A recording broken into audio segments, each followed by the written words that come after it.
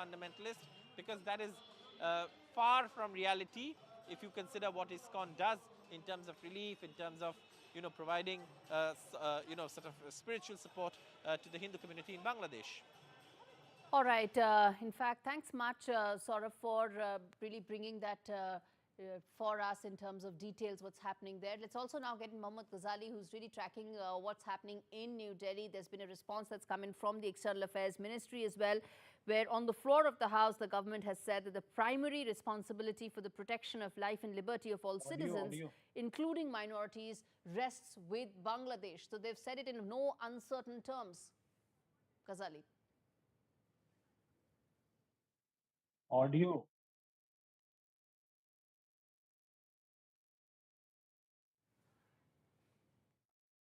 Okay, so the External Affairs Ministry has categorically rejected these demands and have also identified that how the incidents which have surfaced in Bangladesh in the last 1 week, or say since the regime change, it has identified that attacks on Hindu places or the places of worship has increased. And all these months, the advisor of the interim government, Mr. Yunus, whenever he was asked about the atrocities and the minorities in Bangladesh, he would dub it as a propaganda by divisive forces. But today, on the floor of the House, the Minister of State for the External Affairs, Mr. Kirti Vardhan Singh, while responding to the situation in Bangladesh, categorically mentioned the attack on temples, that too during the Durga Puja, attack on a prominent Hindu temple there in Bangladesh, and also said that it is the responsibility of the Bangladesh government to ensure the safety of minorities. And this is not the one of the isolated incident only because the situation has flared up after the arrest of one of the Hindu monks there. But what happened even before that, because that Hindu monk was very vociferously was raising the voices of Hindu minorities and also was raising the issue that how the security forces, the fringe elements, the elements aligned with some Islamist groups were hounding or were openly attacking, issuing threats against the minorities. And despite the fact the Bangladesh government issued a counter statement against the statement issued by MEA saying that this is all divisive propaganda and the courts are very impartial. They are doing their job, and perhaps this Hindu monk was accused of disrespecting the Bangladeshi flag. But despite all this, the Indian government stands behind its statement and has said that it is the responsibility of the Bangladesh government to ensure the safety of minorities. Now it has to be seen whether Mr. Yunus will walk the talk or whether this Hindu monk will have a fair trial from the local court there in Bangladesh. All right, Mohammad Ghazali, Saurabh Gupta, thanks much for giving those details for our viewers to understand what really is happening there. Now, Chinmay Krishnadas continues to be in custody. Whether he'll get a fair trial is one aspect, but what will be the response from the Yunus government is now a question that I pose to the panelists joining me this evening. We have Ambassador Veena Sikri, who, of course, has been at the forefront of really decoding what's happening in Bangladesh. And we also have a voice from Bangladesh, from Dhaka, joining us to really put some perspective on how things are unfolding. Okay, Ambassador Sikri, let me come to you, and then I get in Mohammad Kamrazan as well. When you talk about how things are unfolding right now in Bangladesh, the sense one gets is that the statement by the government today really puts it in no uncertain terms. The fact that how it views the present situation and how it is unfolding in Bangladesh, which is that minorities are being attacked, Hindu organizations are being targeted, and the priest, as things stand right now, may, or at least there's hope that he gets a fair trial. Yes, absolutely. I think that this is very correct what our government has said today in Parliament. It is the responsibility of Mohammed Yunus's government to look after the law and order situation and to protect everybody, every citizen, including the minorities. More than that, Mohammed Yunus had personally given this assurance to our Prime Minister. Right in the very beginning, we know after the 5th of August, the minorities were attacked mercilessly. The Buddhists, the Hindus, the Christians, and actually our Prime Minister had raised it even in the letter of congratulations he sent to Mohammed Yunus. Mohammed Yunus had telephoned our Prime Minister and said, yes, I'm going to assure that everybody is safe. But clearly that has not happened. And on the contrary, in the recent note put out by the government of Bangladesh, they said, oh, we have complete communal harmony. Durga Puja went very well. But we know that during Durga Puja, mandaps were attacked. The Jeshweshwari Kali temple, their idol was stolen. And all these things are continuing to happen. And in the last 1 week, it is gone completely out of control because meetings in Chittagong, meetings in Rangpur, all these have been attacked. Temples have been attacked in Chittagong just 2 days ago. So I think the minority communities are under great tension, and the leader who was organizing it, Chinmoy Prabhu, who is head of the Samalito Sanatani Jagran Jyoth, he has been arrested and charged with sedition. I know just today that somebody was saying from Bangladesh that even the sedition charge seems to be fake because the visuals show that the flag of Bangladesh, which is supposed to be disrespected, was not really the flag of Bangladesh at all. So even that charge is fake. And we do know that even the demand to ban ISKCON. Yesterday, it was the student leaders in Dhaka, Hassan Yes. Abdullah and Sarjas Alam. They made a demand, the students' anti-discrimination movement, you must ban ISKCON. And promptly the Attorney General went to the court for the ban. But Veena today, let me get a response from Mohammad Kamaruzan as well on this, senior journalist joining me from Dhaka. As things stand right now, it almost seems like things are unraveling in Bangladesh. Why is it that one is seeing these instances of attacks on minorities and on Hindus now happening with the frequency with which we are seeing them? Why is it happening? Thank you very much for having me.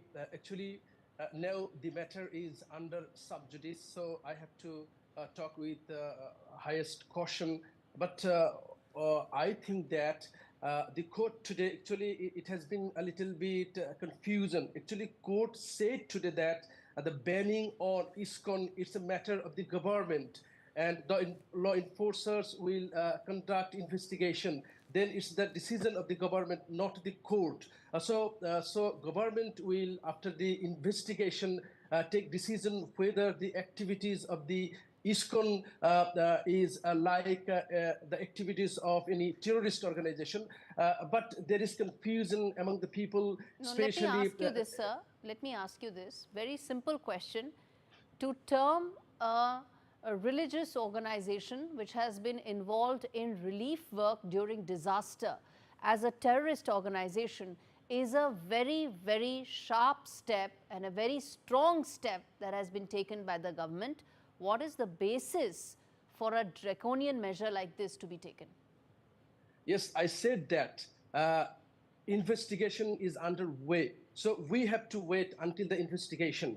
But if you want to clarify this, you already know that ISKCON has already clarified is that the statement or activities of Chinmoy doesn't mean that it is the activities of ISKCON. So everything will be clear after the investigation. But why people are confused and why the students' leader are demanding to ban ISKCON, because after the fall of Sheikh Hasina on August 5, the demonstrations, there were slogans in favor of the ousted Prime Minister Sheikh Hasina, and also there were many reports that ISKCON have been working in favor of the ousted Awami League government. So whether ISKCON is a religious and spiritual organization or working in favor of the ousted Prime Minister. Those are conjectures and targeting. Veena Sikri, let me give you a chance to respond to our guest from Dhaka.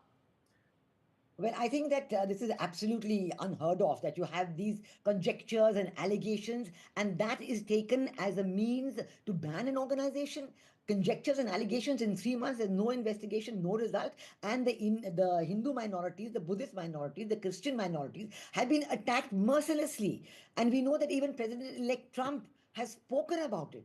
He has said that there is chaos in Bangladesh and there are barbaric attacks on the Hindus and Christians in Bangladesh. And I don't know how the government in Bangladesh and the students of the anti-discrimination movement who are being credited with having created all this change of regime, which we know is not true, but anyway, they are being credited with it. But they are now saying that ban this thing. It does not seem like a responsible statement. And for improving the relations, for keeping up the good relations between India and Bangladesh, we need responsiveness, we need high degree of responsibility, and we need a high degree of interest. On the other hand, we find in Bangladesh there's a very strong attempt to fire up an anti-India sentiment. Everything is being blamed on Yes. India. Whatever you want to blame, that whatever Prime Minister Sheikh Hasina did, you blame it promptly on India. And as if the two are interlinked. We are two sovereign countries. We have Yes. had good relations. There are a number of projects, very important projects of cooperation, Exactly. economic trade, connectivity between India and Bangladesh. We would like to continue them. We have Yes. expressed our interest in continuing the talks with the government of Exactly. Bangladesh. It's up to the government of Bangladesh to respond. But Exactly. instead It of is up to the government of Bangladesh to respond to this and see if they want to escalate this into a bigger diplomatic issue between the two countries. Thank you so much, both of you, for taking out the time and speaking and really decoding how things are right now between India and Bangladesh. Remains to be seen whether this can be addressed diplomatically or not. All right, on that note, we slip into a very short break. We come back on the other side with lots more stories and lots more expert analysis and interviews. Stay with us.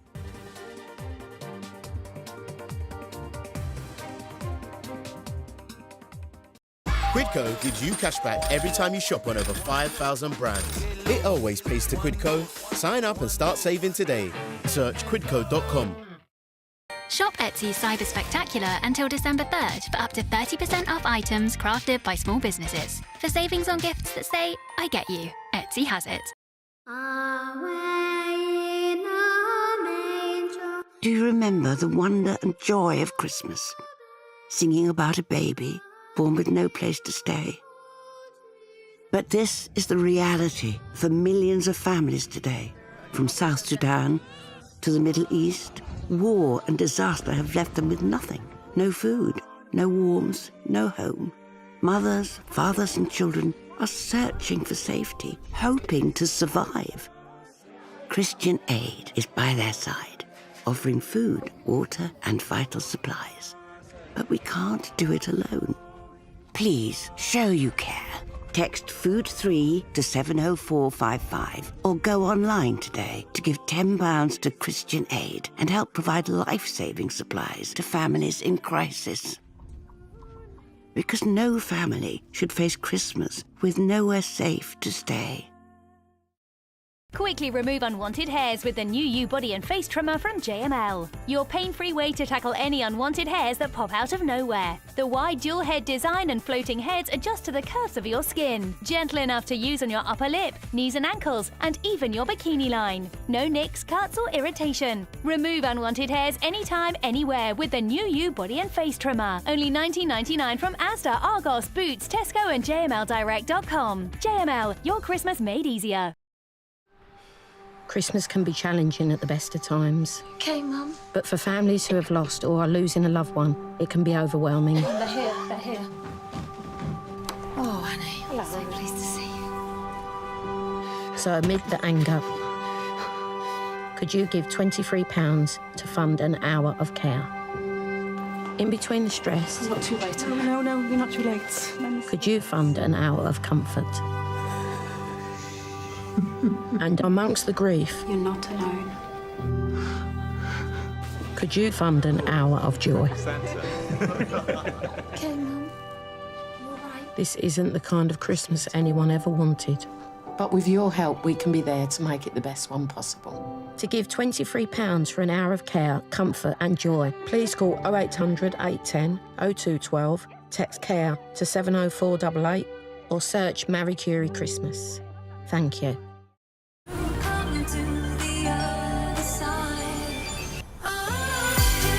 Join me and the Style Squad. Shop now exclusively at Freeman's.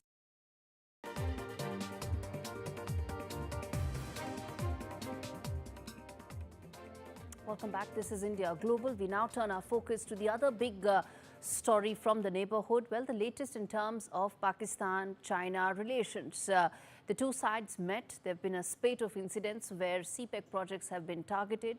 China has been asking for boots on ground time and again, something that Pakistan has resisted. But how long can it do so? Now, there have been talks on counter-terrorism, but of course the pretext is that China's second highest ranking military general is in Pakistan right now, of course seeking boots on ground. Will that lead to Pakistan's sovereignty being compromised any more than what it is already. And the security implications of this for India is now the key question that we are asking. And joining me from Beijing is Aina Tanjan, who is well known to, of course, be speaking pretty much what the Chinese official version has been. I hope you're going to be candid today. Let me start by asking you that this conversation, in fact, this meeting between Chinese and Pakistani officials are taking place at a time when CPEC projects are facing a lot of attacks. There have been talks about how China may scale back on Pakistani investments and how it wants to get Chinese army on ground. Do you see that happening going forward? Well, I don't know if it'll be the Chinese army, but there is an argument that they would like to have civilian contractors who are charged with protecting the many Chinese engineers and workers who are working on CPAC. This has been a bone of contention between Pakistan and China. Pakistan has said that they would take all measures necessary, but they seem to be softening these days and readily admitting that perhaps some assistance would be useful. I see this, having Chinese security forces on Pakistani soil is probably just a step away from sovereignty being lost. Well, I don't think having a few soldiers who are offering protection to somebody means that you've lost your sovereignty. After all, it means you don't trust the Pakistani forces, right? You want your own boots on ground. Yes, the idea that somehow that China wants to take over Pakistan, given the realities on the ground, I think even you would admit that is highly unlikely. China has a huge investment, $26 billion in CPAC. They want to see it through. They have this kind of a vision, as we saw in South America, where they believe that having ports, highways, and rail is something that will help development. And this is one of the original projects, but it is behind schedule. There are issues, but it doesn't mean that there's going to be either a pull away from Pakistan or somehow Chinese troops are going to invade it. These investments are in multiple countries under the BRI scheme. You don't have security forces in all the countries where you are rolling out projects. It means it's a scheme being designed specifically for Pakistan and specifically for Pakistani territory. Well, actually, that's not true. There are, in fact, Chinese. In all countries, there are Chinese forces? Not all. Look, let me answer. I didn't say all countries. I was pointing out to you that there are Chinese private contractors who are doing work in the Middle East and Africa, but they're doing it on a small scale. And it's not like other forces out there, private security forces that are actually fighting wars. They're just offering protection to VIPs, executives, etc. And in fact, in Myanmar, China has also made the same arrangements that they would like to be able to have private security be there so that they can, in fact, protect Chinese executives and interests. Fair enough. You have this arrangement maybe in more than one unstable country. But tell us, in terms of the larger design that CPEC has, the corridor, of course, is a major security threat when it comes to New Delhi. The fact that China continues to invest in this corridor, the fact that it's willing to now get its own security forces to ensure that those projects are up and running, investments are protected, also indicates, sitting here in New Delhi, the perspective that one gets is, the sense one gets is, that there is more to these projects than just common economic goals. Well, you can project whatever you want. You can say that you think that China's going to take over Pakistan. I don't know exactly what you're getting at. But the fact is that the quickest route from A to B was through area which China and Pakistan dispute.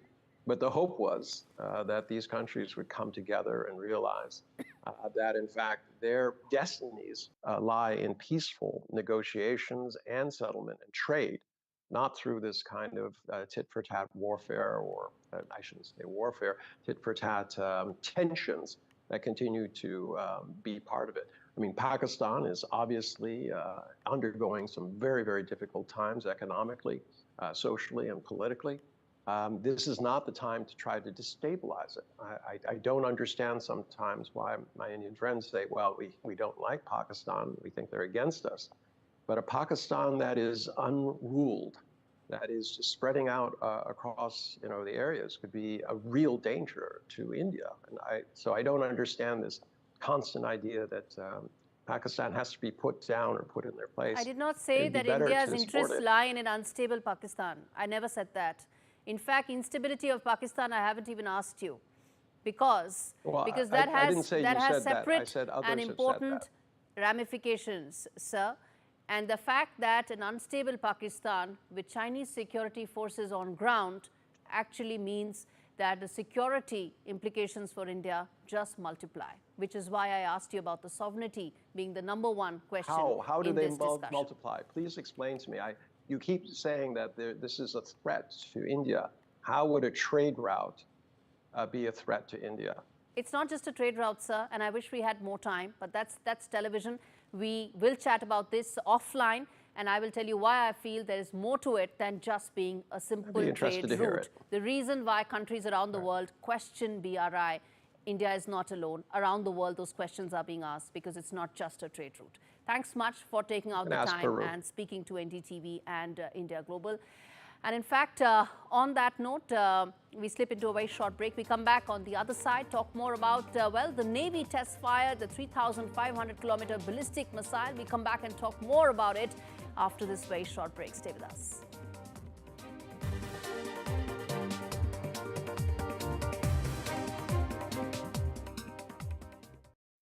No child should suffer the torture of trachoma, but so many are in pain right now.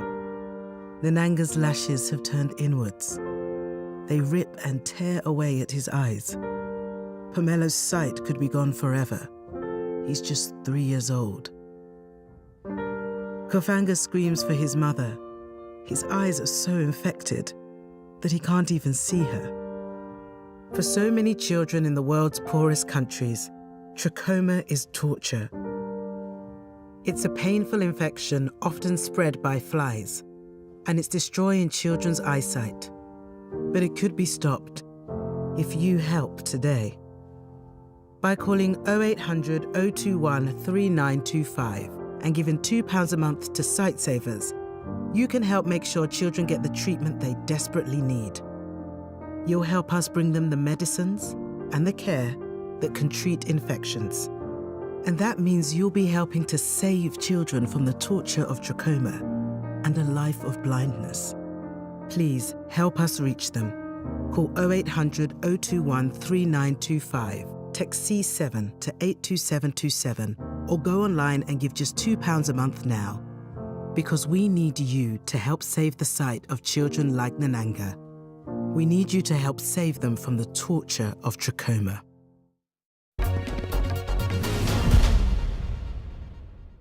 Sir, सबसे ज़्यादा blockbuster फिल्में deliver करी अमिताभ बच्चन के साथ में, और आप लोगों की जोड़ी टूटने का एक असर अमिताभ बच्चन जी पे भी जरूर पड़ा होगा। जरूर पड़ा होगा। उनको इस बात का अफसोस हुआ होगा कि कभी बात हुई उनकी आपकी इस सिलसिले में? नहीं, मैं अगर होता उनकी जगह, और जैसे जावेद साहब गए या मैं गया तो उनको यही राय देता कि मत छोड़ो, अच्छा खासा तुम्हारी एक जोड़ी है, वो काम कर रही है, अच्छा खासा चल रहा है, काय के लिए इसको तोड़ते हो।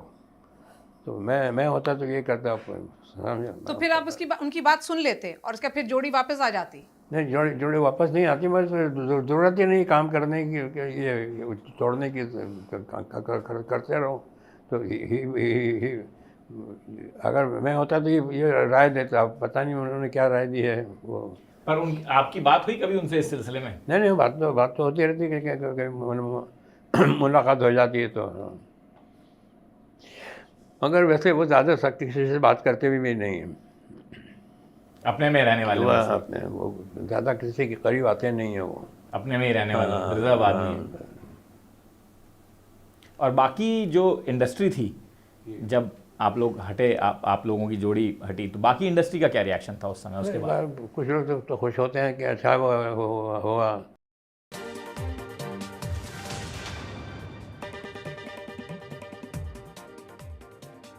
Welcome back. You're watching India Global. We are now focusing on Quidco gives you cashback every time you shop on over 5,000 brands. It always pays to Quidco. Sign up and start saving today.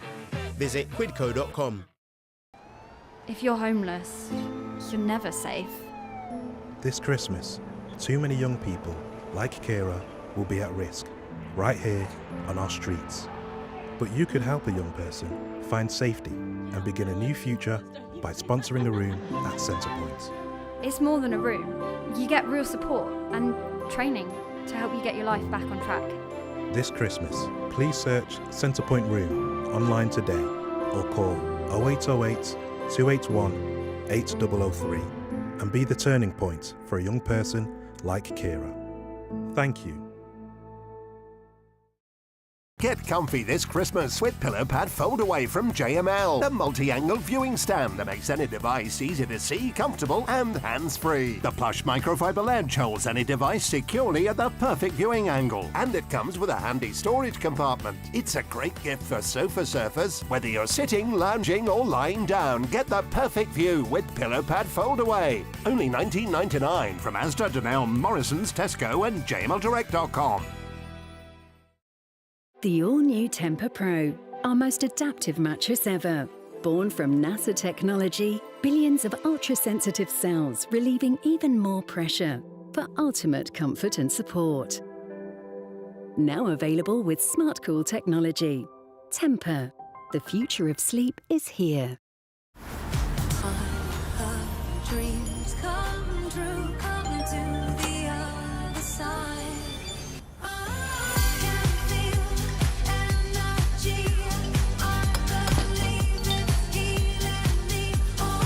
And India maintains a policy of no first use, then it would be very difficult for the enemy to know where we have moved or where we are keeping or placed the submarine, which can, on the directions of the command, the nuclear leadership, actually launch these ultimate weapons of destruction. The technology curve involved in testing this is very, very difficult. Not only does the missile need to accurately fly to its target, it is believed that this missile would also have multiple warheads, maneuvering warheads, but just the ability to successfully propel this missile out from the submarine while it is underwater and then launch or fire its rocket motors to ensure that it flies to its designated target and accurately is something which has been perfected by very few countries. India is one of them. It's not the first time that we've tested a submarine-launched ballistic missile. The earlier missile was a missile called the K-15, but that had a range of only about 700 kilometers. This is the real deal. All right, now shifting focus to the other very important story coming in from the other big conflict that we are keeping a close watch on, which is the West Asia crisis. The nuclear debate, in fact, has now become even more and shifted, in fact, towards the possession of nuclear weapons in Iran, where they've said, and Iranian leadership is learned to have said, that if the West goes ahead with a threat to impose or reimpose all the UN sanctions, then the country will have to look at having a nuclear deterrent. That's what the foreign minister has said. These remarks come as Donald Trump is set to return to the White House come January the 20th. Meanwhile, Iran is set to meet with Britain, France and Germany for talks on Friday on its nuclear program after the three governments joined the United States to have Tehran be censured by the UN atomic watchdog. Now, last week, the 35-nation Board of Governors of the UN's International Atomic Energy Agency adopted a resolution condemning Iran for its lack of cooperation on nuclear issues. Now, what does it mean going forward? Does this mean that the war is now entering a dangerous and a next phase?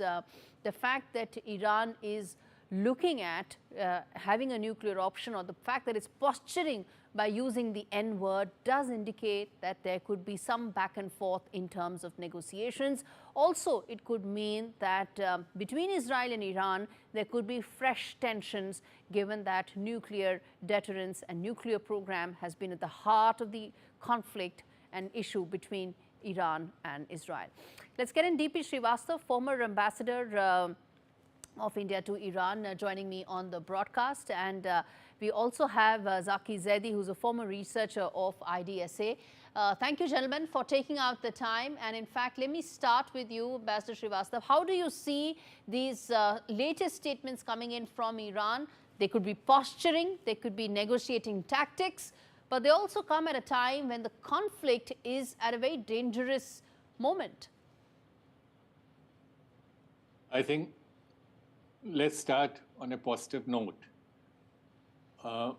Immediately after the US election results came out, there was a meeting in New York between the Iranian PR and Mr. Elon Musk, who's it's well known, very close to President-elect. President-elect Trump has also said that he wants good relations with Iran, except that Iran cannot have nuclear weapons, which is exactly what the Iranian official position is. Now, given this context, there is hope that there could be a way forward. Tomorrow they will be meeting with the E3 representatives, that is UK, Germany and France and Iran. Iranian statement, of course, is they had made similar statement last time around, and it must be remembered that they actually increased the enrichment level. That is, once the West withdrew from the deal. So you should not dismiss it completely, but at this stage there is still scope for negotiations. Mr. Zaidi, how do you see these fresh statements that have come in from Iran? There will likely be a response or a backlash from the other stakeholders as well. How do you read this situation? Hi, thank you for having me on your show. To understand the current situation, probably we have to go back a few months back when Israel for the first time attacked Iranian consulate in Damascus. And this was Iran declared it as a red line that Israel breached. And from that time, Israel has continued to breach the Iranians that have set up the red line. It's with killing of Hassan Nasrallah, assassination of Ismail Haniyeh in Tehran while the inauguration of the new president was going on, and then the recent attacks on the nuclear installations and that Iran air defenses. So Iran is like faced with sort of a threat, like existential threat, that Iran is bearing the cost of having a nuclear weapon while actually not having it. So there is a public debate within Iran that why not, if we are bearing all the cost, and especially the US and the Europeans, they are not pressuring Israel to abide by the international laws as they saw in Gaza and Lebanon. So they think like possibly this is the only option. However, there is a fatwa of the supreme leader that forbids Iran to have a nuclear weapon, like according to their religious positioning. But when the government and the regime is threatened with the existential crisis, so they might have to exercise this option. From the another perspective, we can see that this is also a posturing, that they are going to negotiate with the European powers and before Donald Trump assumes the presidency. So they are signaling that they are going to negotiate, they are open to negotiation, but with, in a better positioning. Do you think it's prudent to explore these options right now ahead of a transition that's taking place in American administration and governance? Iran is using the time period, what's having from today to till the President Trump takes office, and that they are signaling and trying to understand that what signal they might get from the US, that if they are open for negotiations, if they are open to renegotiate the JCPOA and nuclear deal. But from the Iranian perspective, after the assassination of especially Hassan Nasrallah, and Netanyahu just yesterday said that we are now declaring a ceasefire with Hezbollah in Lebanon, and we are now going to focus more on Iran.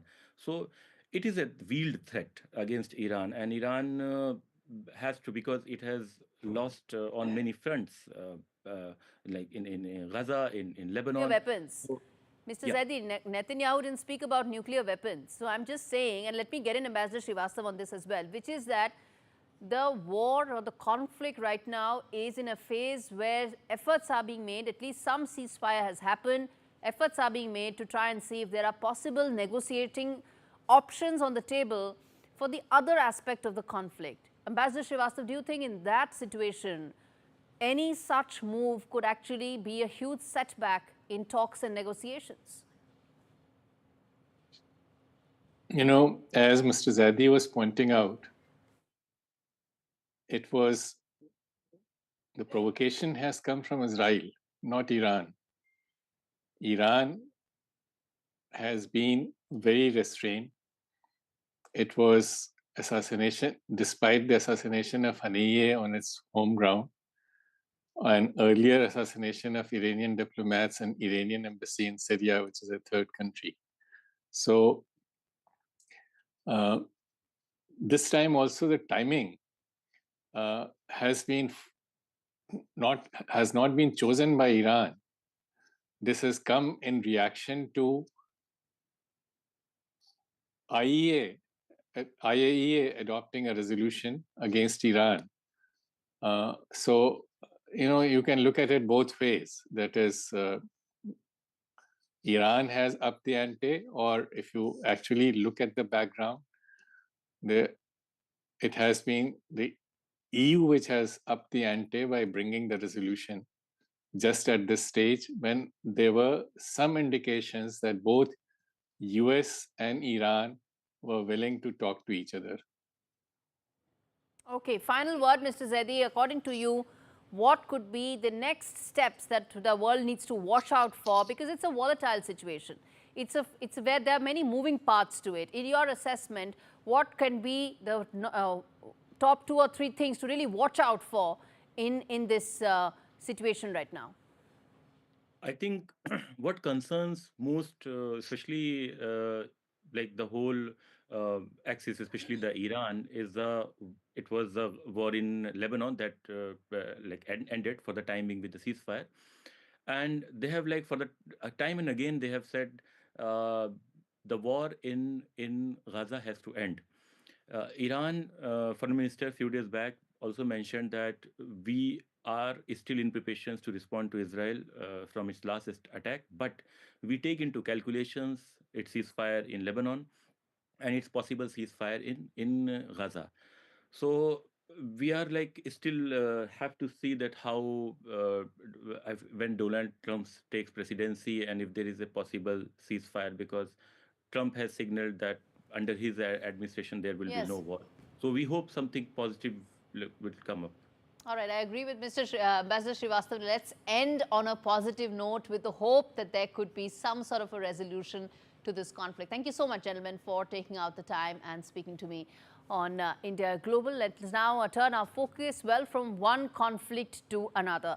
Russian President Vladimir Putin has threatened to target decision-making centers in Kyiv with the new IRBM missiles. Putin has claimed that Russia is forced to deploy the new missiles in response to what he has called the enemy's actions, a reference to Ukraine's usage of US and UK manufactured missiles inside the Russian territory. Remember, UK has provided missiles, and so has America in the last 2 weeks or so. Meanwhile, Ukrainian President Zelensky has claimed that Russia used cluster munitions at Ukraine's energy infrastructure in what Kyiv has called a very vile escalation of Russian terrorist tactics. But before we move any further, let's first listen in to what Russian President Vladimir Putin had to say about the latest aspect of this warfare. Сегодня ночью нами был нанесен комплексный удар с применением 90 ракет подобных классов и 100 беспилотников. Поражено 17 целей. Это военные объекты, объекты оборонной промышленности и системы их обеспечения. Повторю еще раз, эти удары с нашей стороны состоялись также в ответ на непрекращающиеся удары по российской территории американскими ракетными атаками. Как уже говорил неоднократно, с нашей стороны ответ всегда будет. All right, let's get in now. Voice from Ukraine. A Ukrainian member of parliament joins me, Oleksiy Goncharenko, to really understand this next phase of warfare and what Ukraine is doing in response to that. Your first reaction to these attacks that have taken place on the Ukrainian infrastructure? Russia continues its campaign of terror against civilians, and this night again civilian infrastructure, power grid first of all, was attacked throughout the whole country. Now part of the country is without electricity, and it's very difficult for people. It makes people suffer. So there have been attacks on the power infrastructure of Ukraine. And do you think this could be the next phase of the warfare, where it is the critical infra assets that are targeted? Russia is doing this already for the third year. From the beginning of full-scale invasion, they are attacking civilian infrastructure. Unfortunately, nothing new. Okay. You're saying that Russia has been doing this for a while now. In terms of Ukrainian response to this, because, you know, there's also been a fair response that Ukraine has done, whether it is in terms of taking the UK missiles or the US missiles that have actually gone deep inside the Russian territory? More air defense to protect our energy infrastructure. We try to repair the infrastructure as soon as possible.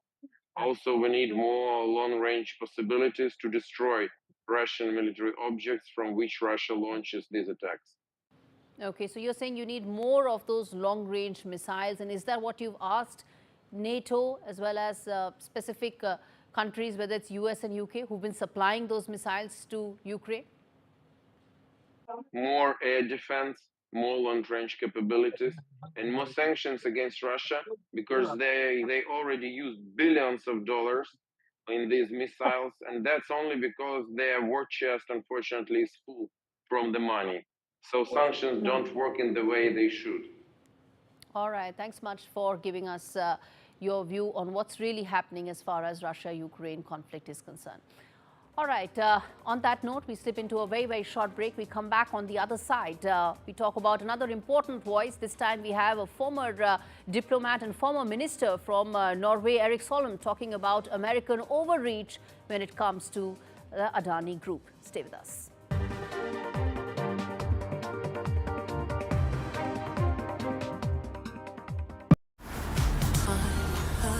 Dreams come true, come to the other side. I can feel energy. I believe in healing me. All I need is sweet release in the freedom of the night. Freedom of the night. Join me and the Style Squad. Shop now exclusively at Freeman's. At Tesco Mobile, that Black Friday feeling lasts longer. Get the epic Samsung Galaxy S24 Ultra with unlimited data for just $49.99 a month with Club Card prices. That's a huge Black Friday saving of £738. And what's more, that price is frozen for your whole contract. Plus, you'll also get Club Card points for even more value, turning Black Friday into Black Friday.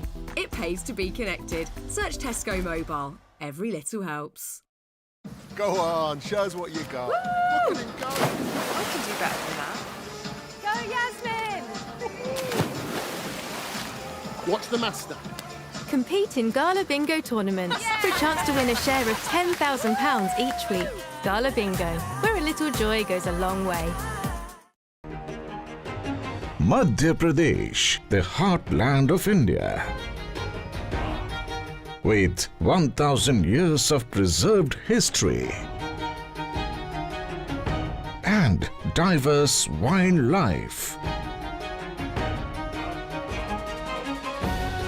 Celebrations of art and heritage.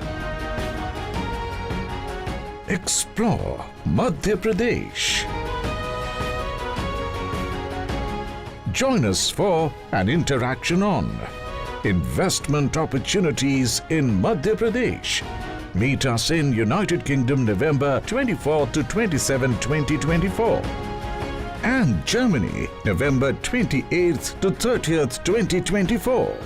A precursor to Invest in Madhya Pradesh, the future-ready state.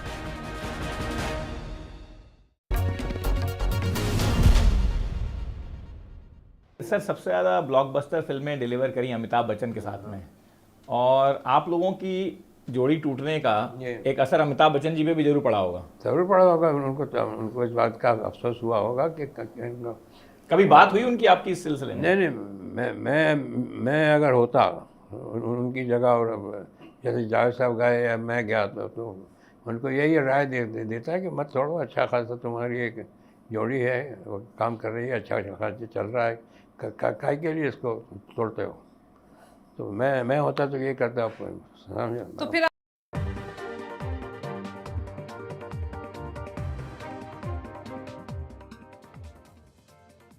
Welcome back. You're watching India Global. Now, a very important voice joins me.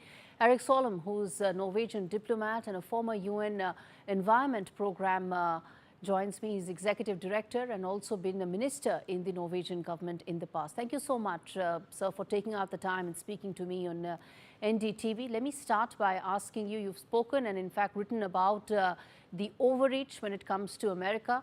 I want to ask you that when it comes to the American overreach in the case of Adani Group, in your assessment, how detrimental it is for businesses? This is very negative because you force a major business, which is so important for the green transformation, to spend time in court rather than to build solar panels out and wind industry out in reality. And of course, it makes financing much more difficult.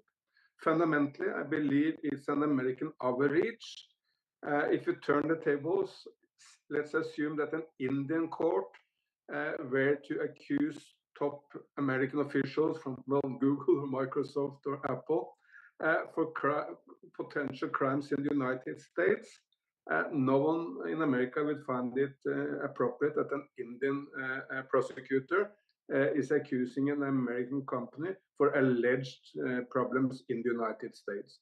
The United States should leave it to India to sort out problems in India. There's no bribery case against Mr. Adani.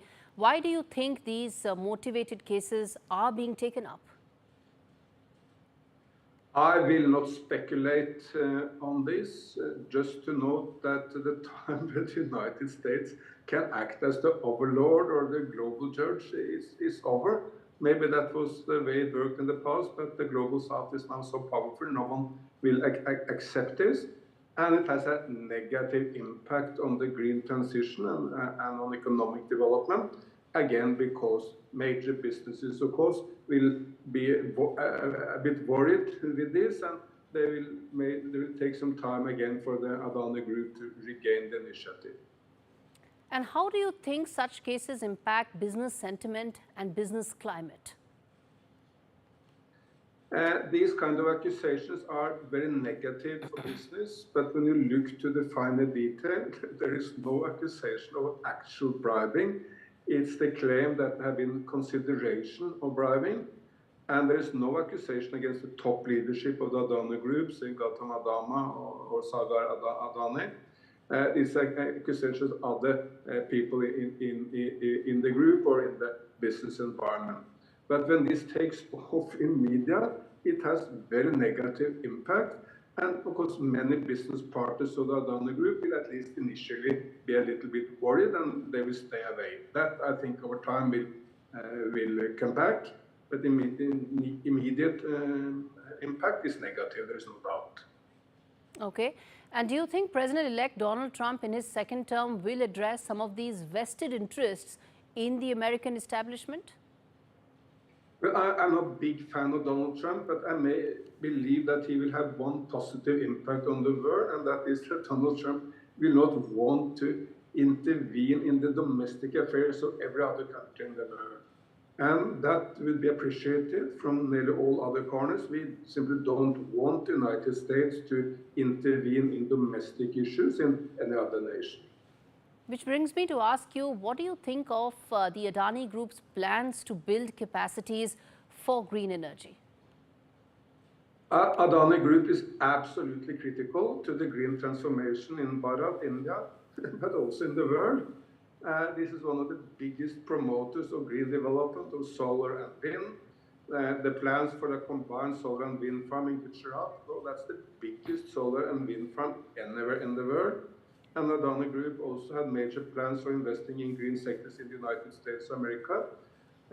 This is, of course, an immediate setback, but I'm very certain that Adani Group will come back with full force. But we should avoid these kind of setbacks because we need this green transformation where Adani is so central more than ever. All right, Mr. Solom, thank you so much for taking out the time and speaking on a story that has huge implications. In fact, on that note, shifting focus now to a segment that we've been talking about at India Global, which is the countdown to Trump 2.0. Latest update is coming in that Mark Zuckerberg, a Facebook founder and owner, and Donald Trump dined at Mar-a-Lago. Zuckerberg and Donald Trump have not been on the same side of the political thought in the US in the past, but it seems like there is some progress being made in terms of the opposing political views of Mark Zuckerberg and Donald Trump. They've dined after years of strained ties, and Zuckerberg, in fact, had banned Donald Trump from Meta platforms. In fact, the Trump administration picks targeted with bomb threats, and this also comes in as there have been some reports indicating, and in fact an official statement has come in from Donald Trump's team that his picks have been targeted with specific bomb threats. All right, with that, it's a wrap on this edition of India Global. Thanks so much for watching.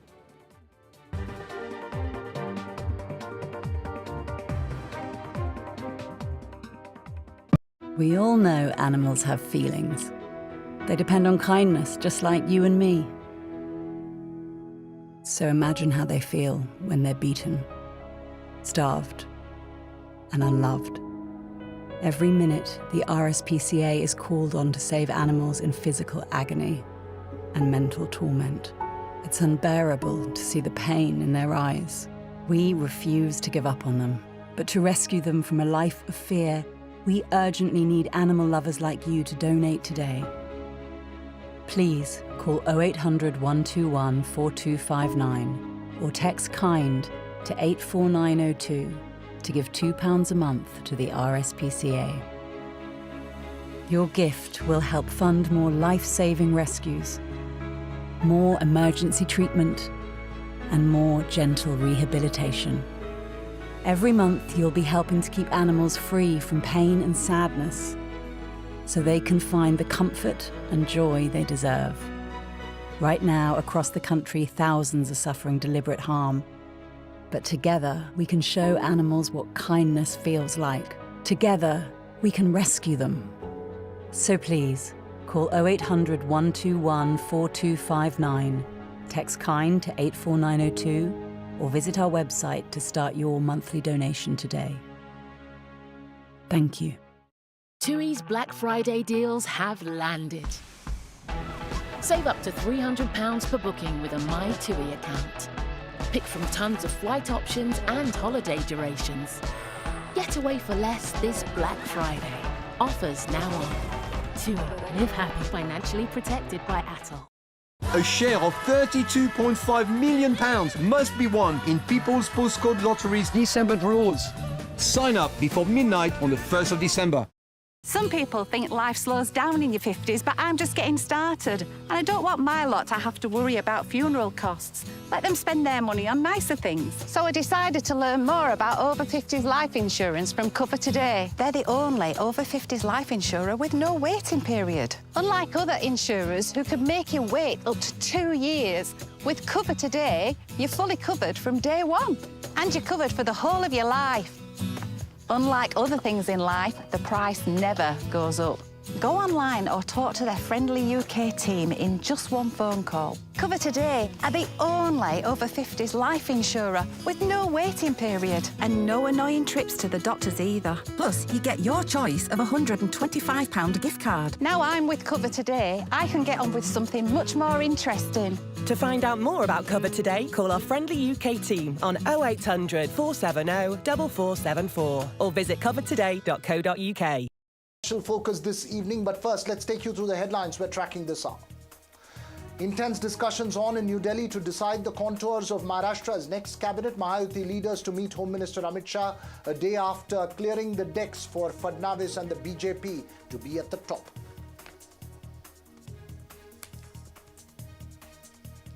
Kerala Chief Minister Pinarayi Vijayan signs a supplementary agreement with the Adani Virinjam port for future development.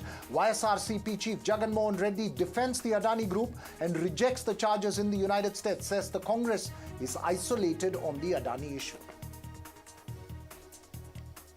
The CBI and NIA extradite from Rwanda an alleged Lashkar-e-Taiba operative and a key conspirator in the Bengaluru prison's radicalization case. Salman Rahman Khan was brought back to India from Kigali.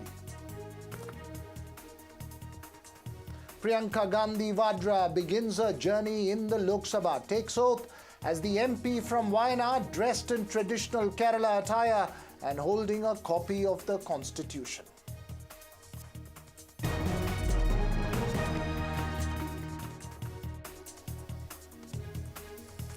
First up, the top focus this evening. Call it the political battle over the centre's welfare schemes. Are the concerns of states refusing to implement central schemes genuine, or are the reasons purely political? That's the focus on the show this evening, even as the Delhi High Court is hearing the BJP versus Aam Aadmi Party battle over the centre's Ayushman Bharat healthcare scheme. The DMK in Tamil Nadu rejected the Prime Minister's Vishwakarma scheme, while the AAP accused the centre's healthcare scheme of excluding several citizens and argued that its own scheme is more comprehensive.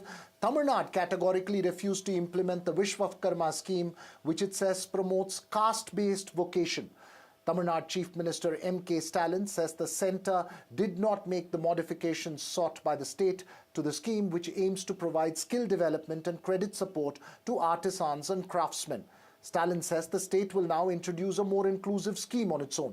Meanwhile, the BJP accused the Aam Aadmi Party of blocking implementation of the Ayushman Bharat scheme. The Delhi High Court has issued notices to the Aam Aadmi Party government. West Bengal too, remember, had refused to implement the scheme. Let's first take you through the big political reactions that came in today before we head to our special panel this evening. Today, there was a second hearing of this petition. The 7 MPs of Delhi have knocked the court's door to ensure implementation of Ayushman Bharat in Delhi as well. The Honorable Delhi High Court was pleased to issue notice today. Now, the petition is going to be heard on the 11th of December. What weighed with the court was that the central government is willing to give money to the Delhi government in order for a smooth implementation of this scheme, and yet the Delhi government is taking such a hard line stand against implementation of a scheme which has already been implemented in 33 states and union territories out of 36. Ayushman Bharat में एक तो एक limited number of categories हैं कि अगर आप एक rag picker हैं, आप कॉबलर हैं, आपके 10-12 कैटेगरीज हैं जिसमें आप आयुष्मान भारत में आपको हेल्थ इंश्योरेंस मिलता है, नंबर 1. नंबर 2, उसमें बहुत सारी एक्सक्लूजन्स हैं. अगर मेरे घर में फ्रिज है तो मैं आयुष्मान भारत के तहत इंश्योरेंस नहीं ले सकती. सेकंड, एक इम्पॉर्टेंट कॉन्ट्रडिक्शन ये है कि आयुष्मान भारत किसी भी एक परिवार पर 5 लाख प्रति साल की कैपिंग लगाता है. तो अगर परिवार का एक सदस्य बीमार हो जाए और उसको 10 लाख रुपए का खर्चा आ जाए तो पहले तो 5 लाख उनको उसमें से देने पड़ेंगे. What is Vishwakarma scheme? The name itself says that the people who do some certain work as per their caste should continue to do, and the government will support them. That is not the way. The government should make everybody educated, come up in life to become a person from Vishwakarma community can become an IAS officer today. He cannot be asked to go back to his own work. So we wanted a change in this. That scheme helps, provides financial support to those who follow their profession, their casteist profession, which is wrong. That is what the opposition means.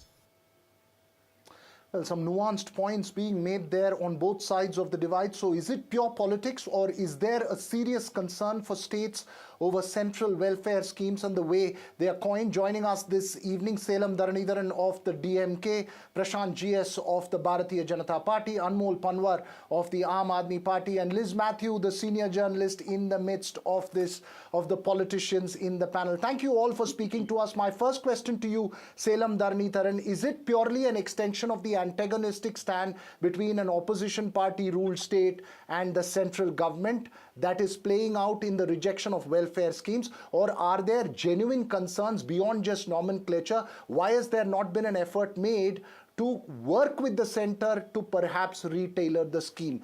Your first response.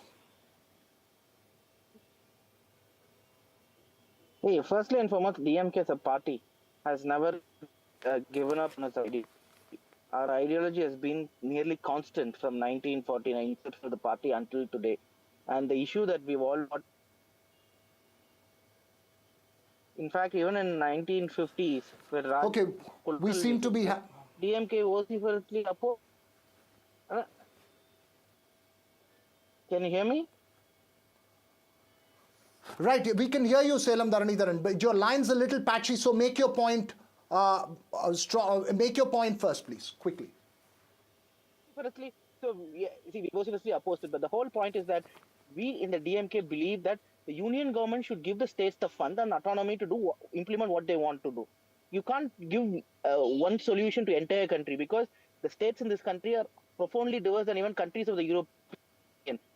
For example, the national education policy says we will bring GR about 50% by 2030. But in Tamil Nadu, we obtained GR in 2010 itself.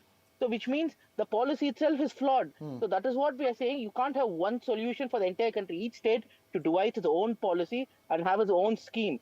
That is actual federalism. Only then the country will grow. You can't have one policy designed in Delhi and implement for all the Indian states. Each of them have different culture, different level of growth, and different socio-economic growth. So give the state the independence to do. Let states will know best what has to be done. Right? For example, in many cases, even the eligibility criteria... Your line seems to be patchy at the moment, Selam Dharanidharan. We'll get you back. We'll get you back once your line is clear. GS Prashant, the accusation here is that this is a one-size-fits-all approach by the center without consultation of states or taking state-specific needs while crafting welfare schemes, and which is why a state like Tamil Nadu says it's rejecting the Vishwakarma scheme, which it says even in terms of nomenclature sends out a different message in that state. See, DMK's divisive politics now is being played out. They want center's money and autonomy on spending for the states. Why is this? Because when a center is formulating a scheme, it cannot give step-by-step treatment to any state. All states in the country, union territories, center has to take care of them equally. So therefore, they cannot make differentiation between one state versus another. So therefore, a uniform policy, for example, Ayushman Bharat, applies to all citizens in all states and union territories in a similar manner. You can't make an exception saying, for a person in Tamil Nadu, Ayushman Bharat will give different benefits, and for a person in Mizoram, benefits should be different. Definitely not. So therefore, when the center formulates a scheme, it is in the interest of the entire country and not merely making one state play out politics here. Look at what Aam Aadmi Party is doing in Delhi, and now DMK in Tamil Nadu, they not even wanting to implement center schemes. Even in Karnataka, the Congress-ruled state government here will not want to implement a lot of schemes, because when they have to pool in equal money, when the center gives it to spend, these people are not even doing that, which means they are antagonizing the Okay, people. Anmol Panwar, respond to GS Prashant. We will not do this. Mr. Raghav, Anmol Panwar, respond to GS Prashant. Am I audible? Yes, you are, sir. Yeah. Mr. Raghav, we believe that healthcare should never be politicized, And it is the responsibility of every government that the citizens must be provided best quality healthcare infrastructure in their state. And we can easily differentiate between the two schemes. I have a very simple question for you, Mr. Raghav. In the Delhi healthcare scheme, we are providing free tests, free surgeries, free medication, free hospitalization, free comprehensive care. And there's no cap on spending limit. A person will get a tablet worth ₹10 free of cost and a surgery worth 1 crore free of cost. Whereas on the other hand, you have a model wherein you have to pay for the test, you have to pay for the surgeries, you have to pay for the medications, you have to pay for the hospitalization, and there's a cap of only ₹5 lakhs per family per year. Suppose there are 4 family members and 2 of them get ill, then and there's expense of more than 10 lakhs, then they'll have to incur around 7 lakhs out of their pocket.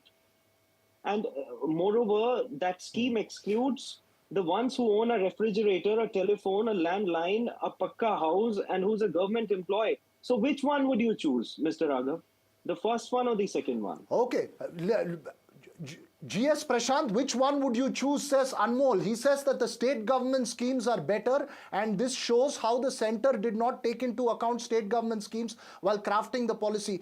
Please go ahead and respond to that before I get Liz Matthew. Yeah, Veera, you have government hospitals where they don't differentiate between who goes there. The OPD charges is also nominal, and the hospitalization charges is also covered there. So therefore, Ayushman Bharat is an insurance scheme over and above what the government hospitals in every state give facilities. And center always ensures that funds are released on time for any medical emergency and for all the schemes. It is the states who are playing politics here, unable to digest the growth of BJP. They are playing politics over here, saying that they make a particular mention in one state, and when they go to another state, their own alliance partner has a different viewpoint. So therefore, they're only trying to politicize the issues here. They're unable to digest that BJP is the one who's actually standing for social justice, because from the time of COVID, 80 crore people have been given rations. So what is the opposition's claim to that? They're not even willing to accept that. And they rebrand the rice sent by center as if given by the state governments and distributed. What is that then? I'll get a response from both the Aam Aadmi Party and the DMK on this, but I just want to get Liz Matthew into this conversation. Ma'am, are we seeing this as a reflection of the polarized political climate between centers and some opposition ruled states, or is there a genuine concern from the states in terms of how these welfare schemes have been crafted, and is it a one size fits all that the center has adopted in several of these schemes? Your assessment. In fact, both points are correct here. You should see it in the context of, can you hear me?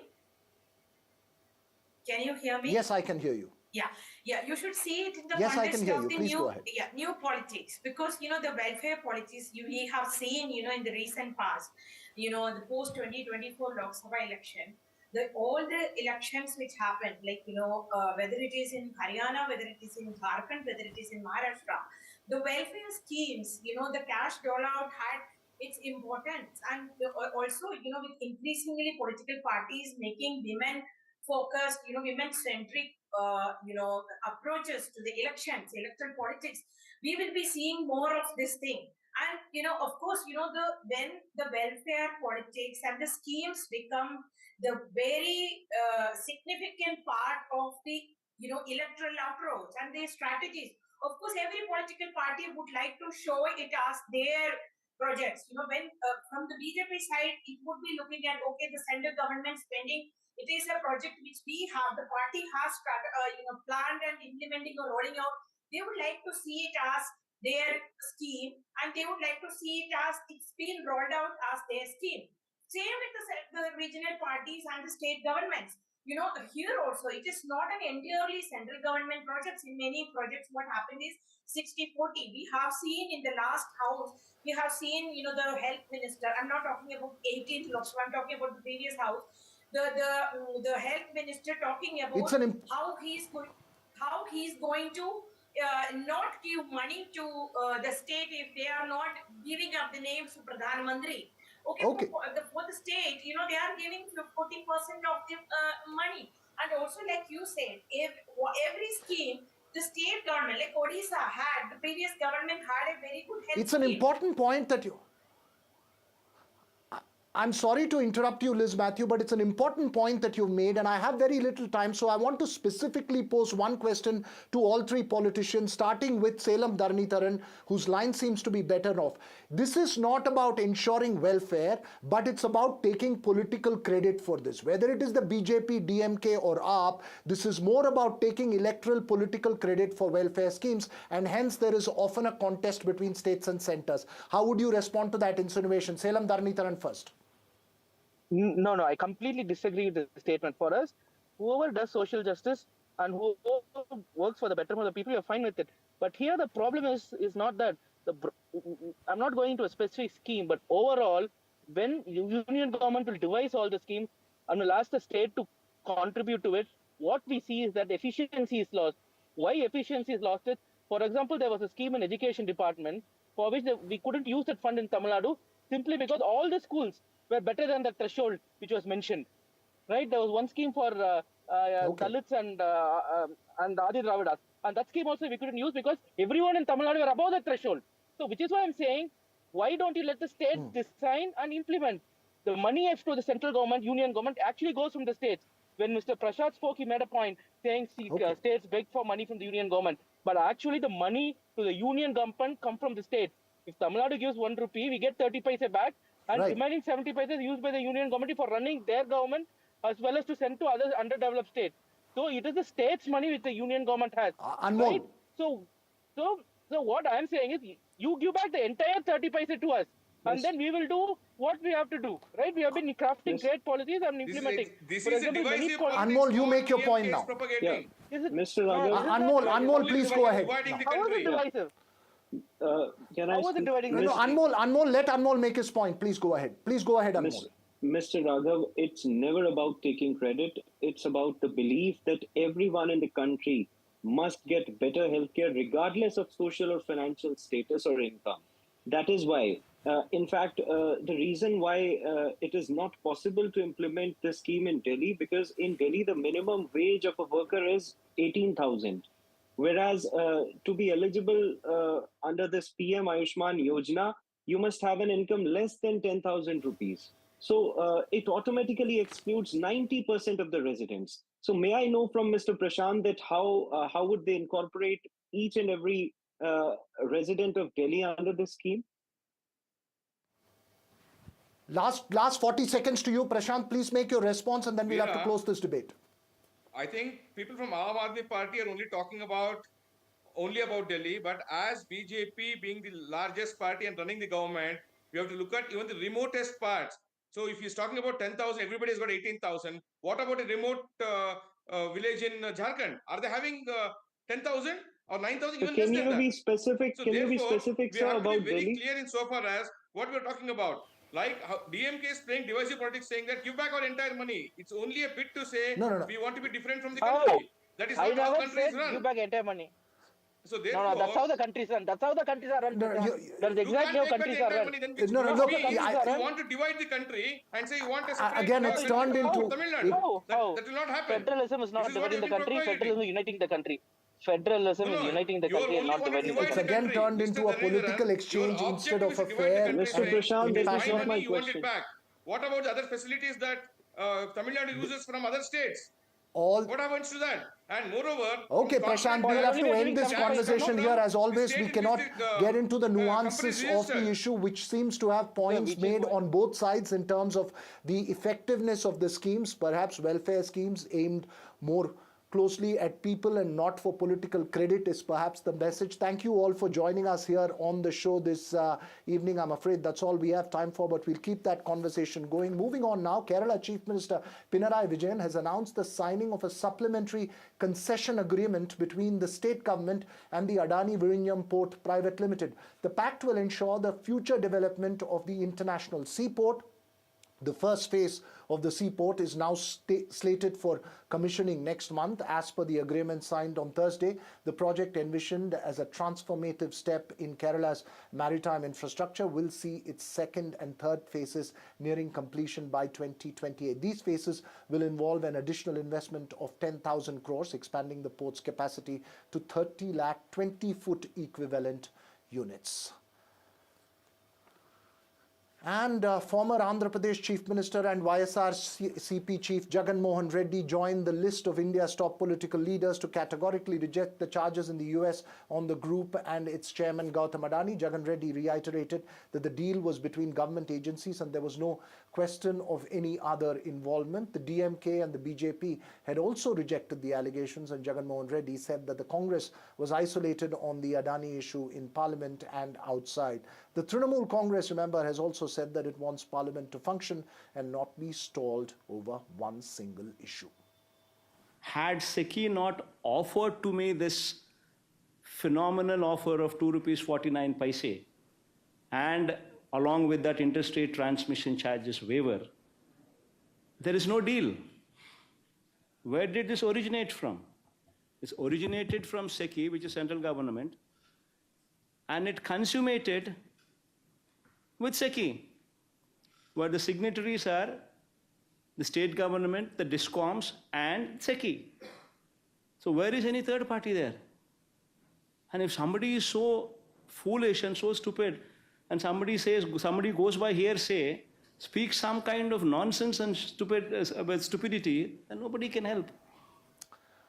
And finally, this evening, Priyanka Gandhi Vadra took oath as a member of the Lok Sabha from the Wayanad seat in Kerala, where she won by a huge margin of over 6 lakh votes. Dressed in that traditional white and gold Kerala sari or kasavu, and Priyanka held a copy of the constitution as she took oath as a member of parliament. It's the start of her parliamentary journey, and all eyes on her role in bolstering the opposition on the floor of the House and her brother Rahul Gandhi's position. That's all we have time for on the Southern View this evening.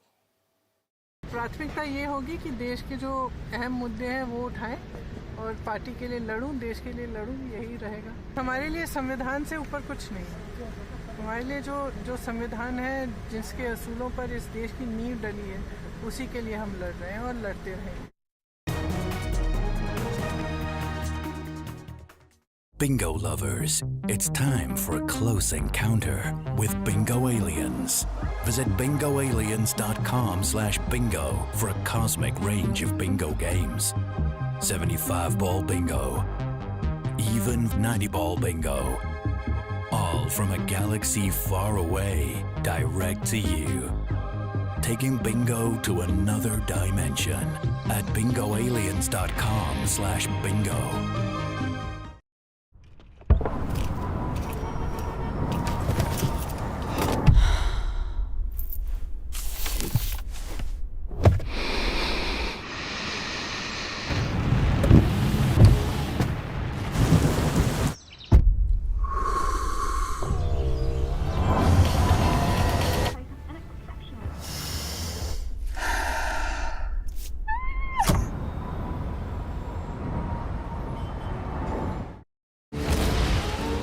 During World War II, my great-granddad, George Arthur Roberts, was one of the everyday people who volunteered in the fire service and became heroes by night. He was awarded the British Empire Medal. It was thanks to my great-granddad and his fellow volunteers that there was a city to wake up to. Discover the untold stories of World War II in millions of records and bring your backstory to life with Ancestry. Have you ever considered what might happen if you didn't feel that way about yourself? You know, your worth doesn't depend on what they think of you.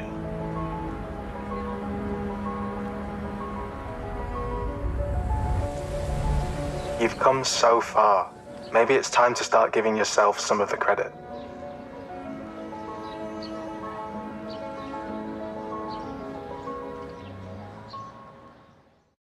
Got the scratch cards. What's going on? Musical scratch cards. It's a Bennett family tradition. And go. Yeah, the stocks for me. Pass it to Katie. Okay, Katie, what didn't you say? Hey, Dad! Blessing in the arm.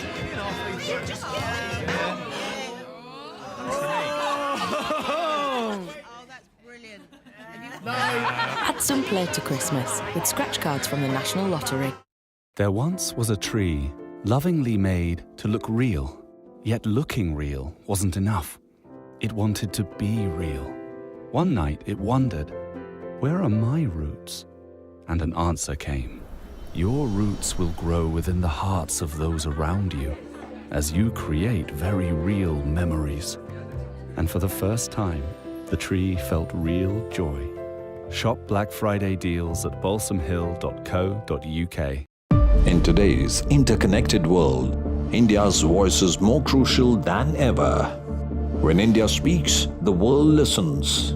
At NDTV World, we are that voice, bringing you intelligent and insightful news from India and beyond.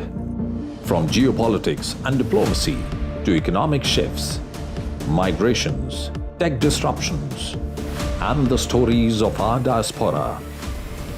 We cover the news that shapes our global future.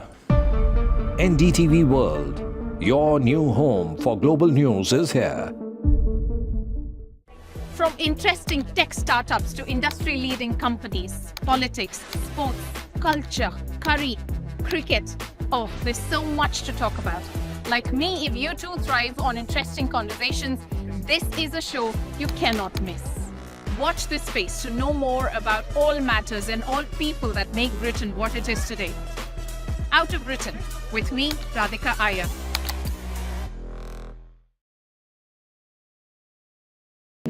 NDTV proudly presents NDTV World Summit 2024, the India Century. I now request the Honorable Prime Minister to launch NDTV World.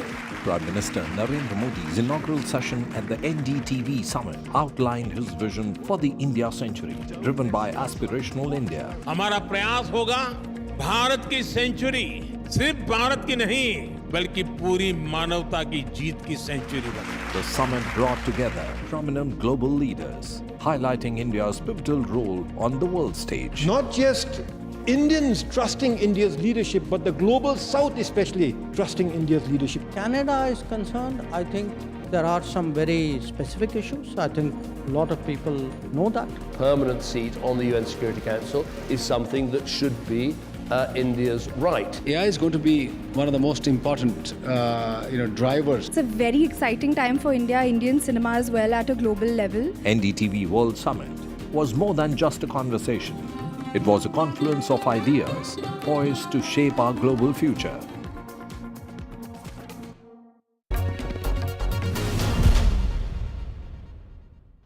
Javed साहब और आपकी जोड़ी जो iconic जोड़ी मानी जाती है उसका ख्याल किसको आया था? उसका ख्याल ये आया कि हम साथ में काम कर रहे थे हाँ। और यहाँ सिप्पी फिल्म के अंदर एक स्टोरी डिपार्टमेंट बनाया था उन्होंने जो अपना रमेश सिप्पी ने, तो उसमें एक कमरा था कि एक फ्लैट था, उसमें एक कमरा था, वहाँ हम लोग बैठ के काम करते थे। तो सब अपने अपने आइडियाज़ लाते थे, सब अपने अपने वो लेके आते थे प्लॉट और उस पर काम करते थे। तो उसमें मैं और जावेद साहब ने कहा कि वहाँ चलते हैं, नौकरी ढूंढते हैं, इसलिए काम वाम तो था नहीं। तो वी वेंट देयर। तो उन्होंने कहा कि कुछ सुनाइए, आपके पास कुछ हो। तो हमने अपने पास जो प्लॉट थे या जो भी क्या कैरेक्टर्स थे उसको सुना है। तो उन्होंने हमको 750 रुपये महीने पर रख लिया, समझे। और उसके बाद जो हमारी तरक्की होती जाएगी 7.5 से 10,000। लेकिन स्टोरी के आइडियाज आपके ही आते थे? जी, स्टोरी आइडियाज आपके स्टोरी आइडिया होते थे। और सब फिर जो होते थे उनके जो राइटर थे वो बैठ के उसका कमरे में काम करके इसकी बनाते थे स्क्रिप्ट। उस ज़माने में वो पिक्चर वाली अंदाज़, हाँ, जिसमें राजेश खन्ना था, जिंदगी एक सफ़र है सुहाना, ब्लॉकबस्टर सुपर हिट गाना था वो था। और उस ज़माने में बनी है सीता और गीता बनी है। हाँ, उस ज़माने में ये ऑफिस में जो बनी थी स्क्रिप्ट उनमें से ही है। सलीम साहब, ये बताइए मुझे, आपने कहा कि ये दिमाग में नहीं था कि पैसे ज़्यादा लेने हैं, लेकिन राइटर की स्थिति को सुधारने का उसको नहीं, to वो improve the lot? वो तो बहुत ही ऐसा लगता था कि बहुत ही ज्यादती है वो बहुत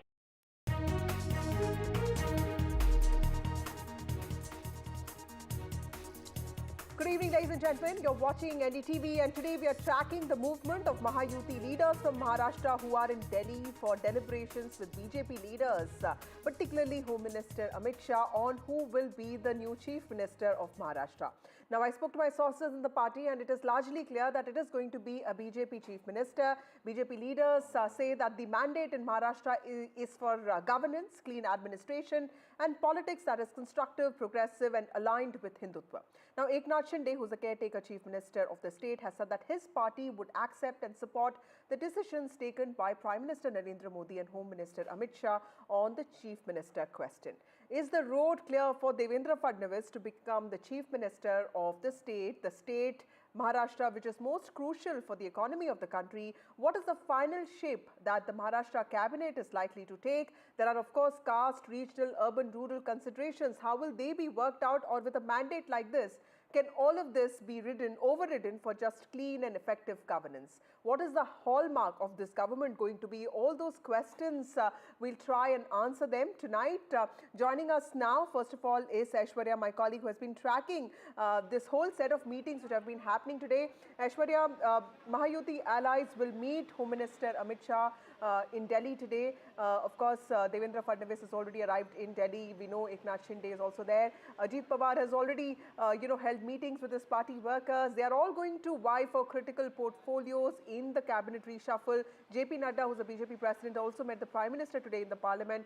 While it's more or less clear that it is going to be a CM from the BJP, the action looks like it's also geared towards softening allies, ensuring that the best optics of unity also comes out. Tell us, how is the Maharashtra story finding its climax in Delhi tonight?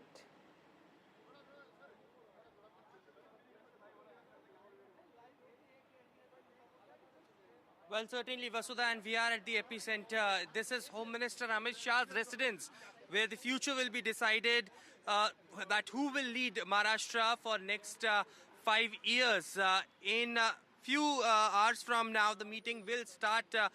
We have been told that it is already Devendra Fadnavis who have arrived in the national capital. Ajit Pawar was here since afternoon, and he had held different meetings with the NCP faction of the leaders who are present in Delhi itself, and Eknath Shinde will be arriving soon in Delhi and directly will be heading to Home Minister Amit Shah's residence, where the caretaker Chief Minister Eknath Shinde had already stated that it is now up to what Prime Minister and what Home Minister of this country will decide as to who will lead Maharashtra for next 5 years. We have been told that at around 9:30 p.m. is what the meeting will start. It would be first we've been told Devendra Fadnavis who would be arriving at Home Minister Amit Shah's residence. Later, it would be Eknath Shinde, and finally Ajit Pawar had been called. This is what the sources have also told us, and post that it would be a joint Mahayuti meeting, an all-important meeting that will finalize the formulation, the formula, how many portfolios and how many ministries, which party is will be getting, and that all will be decided in this crucial meeting that will start, as I mentioned, at around 9:30 p.m.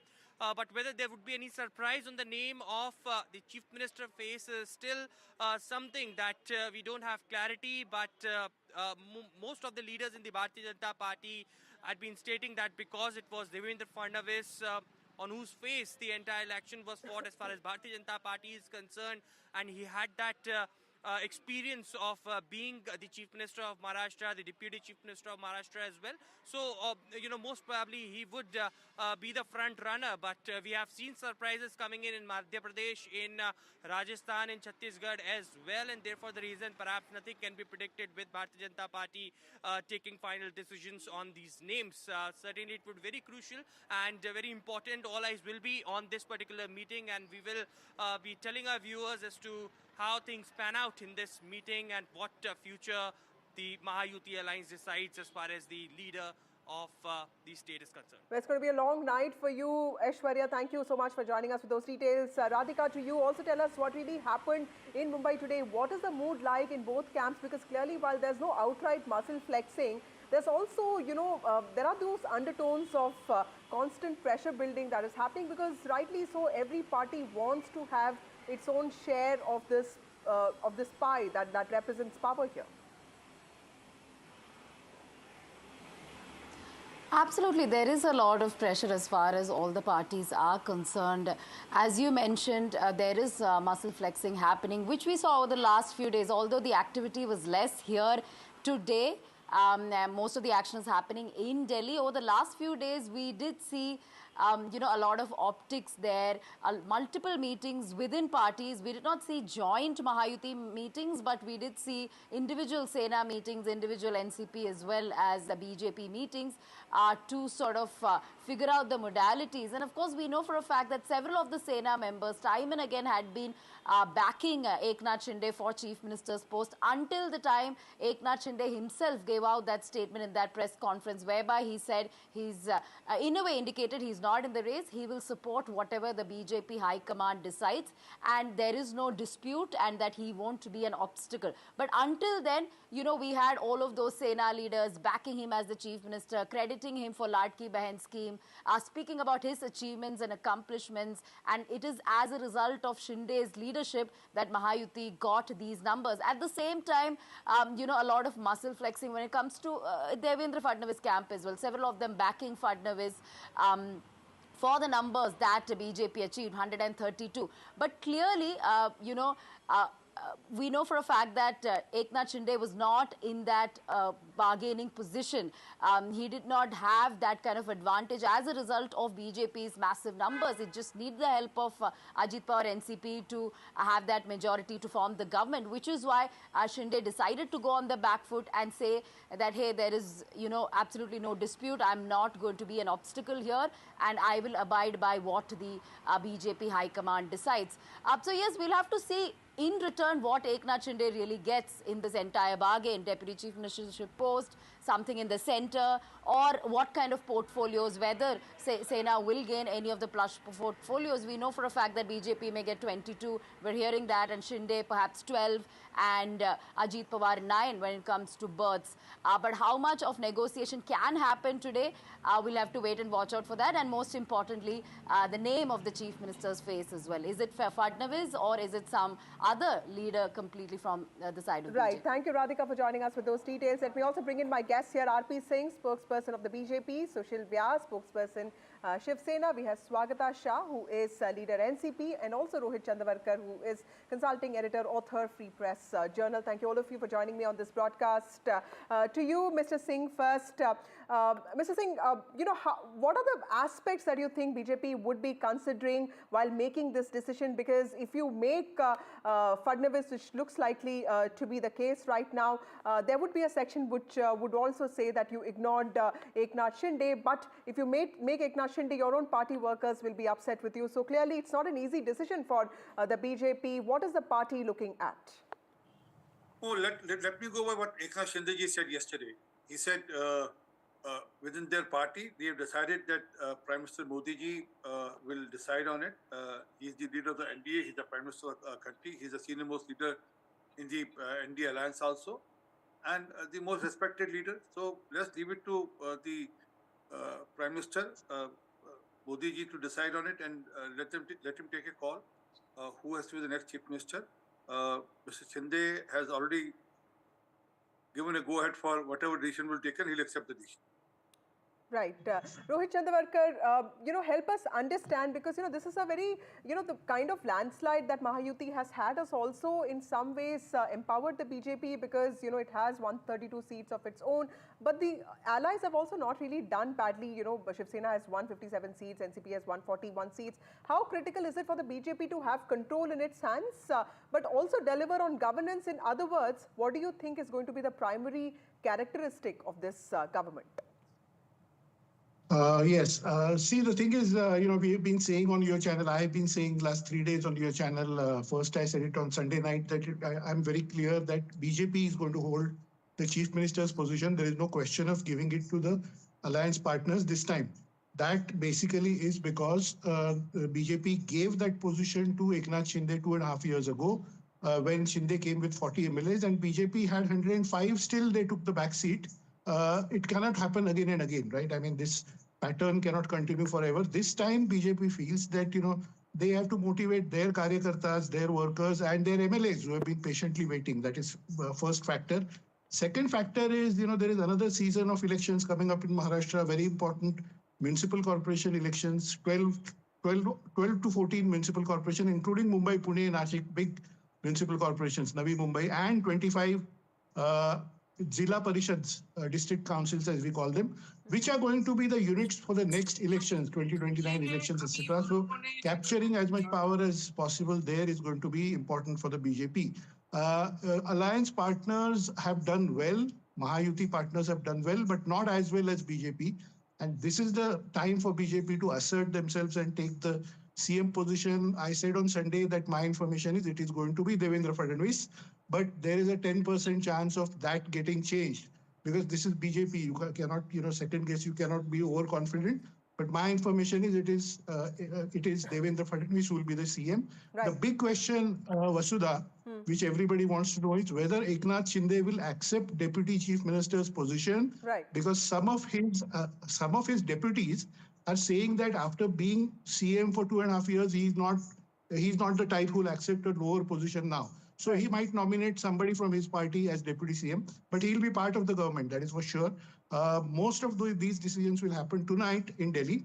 And by tomorrow morning, of course, we'll know who's going to get what. Right. Mr. Vyas, what do you think? Sir, Rohit has actually asked a very important question. The question of Deputy Chief Minister, will Mr. Shinde accept something like that? There's, of course, a section that says Devendra Fadnavis was the Chief Minister for 5 years and then he became the Deputy Chief Minister. But it's Eknath Shinde. He's also the Maratha face. He's a senior leader.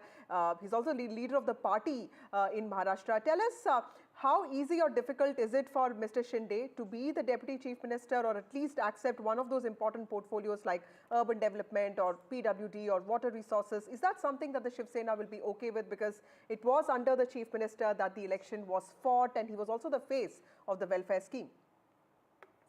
Vasudha ji, very good evening. See, this is a known fact to everybody. There is no dispute on that point that the present election of Maharashtra Assembly were fought under the leadership of Eknath Shinde. So, when the certain confusions were there, he himself came forward and taken a press conference and said that whatever Modi ji and Amit Shah ji said, we will decide. And that was the decision of Mahayuti. So all three party leadership will sit together and decide the chief ministerial fate. So accordingly, so it's not that somebody pressurized, somebody threatened him or somebody, said like that. It is his own. He being a leader, he himself came forward in the larger interest of unity of Mahayuti. So who will get what part of portfolio, that these all decisions are taken inside the party meetings. We cannot sit here and decide who will get what with respect. Right.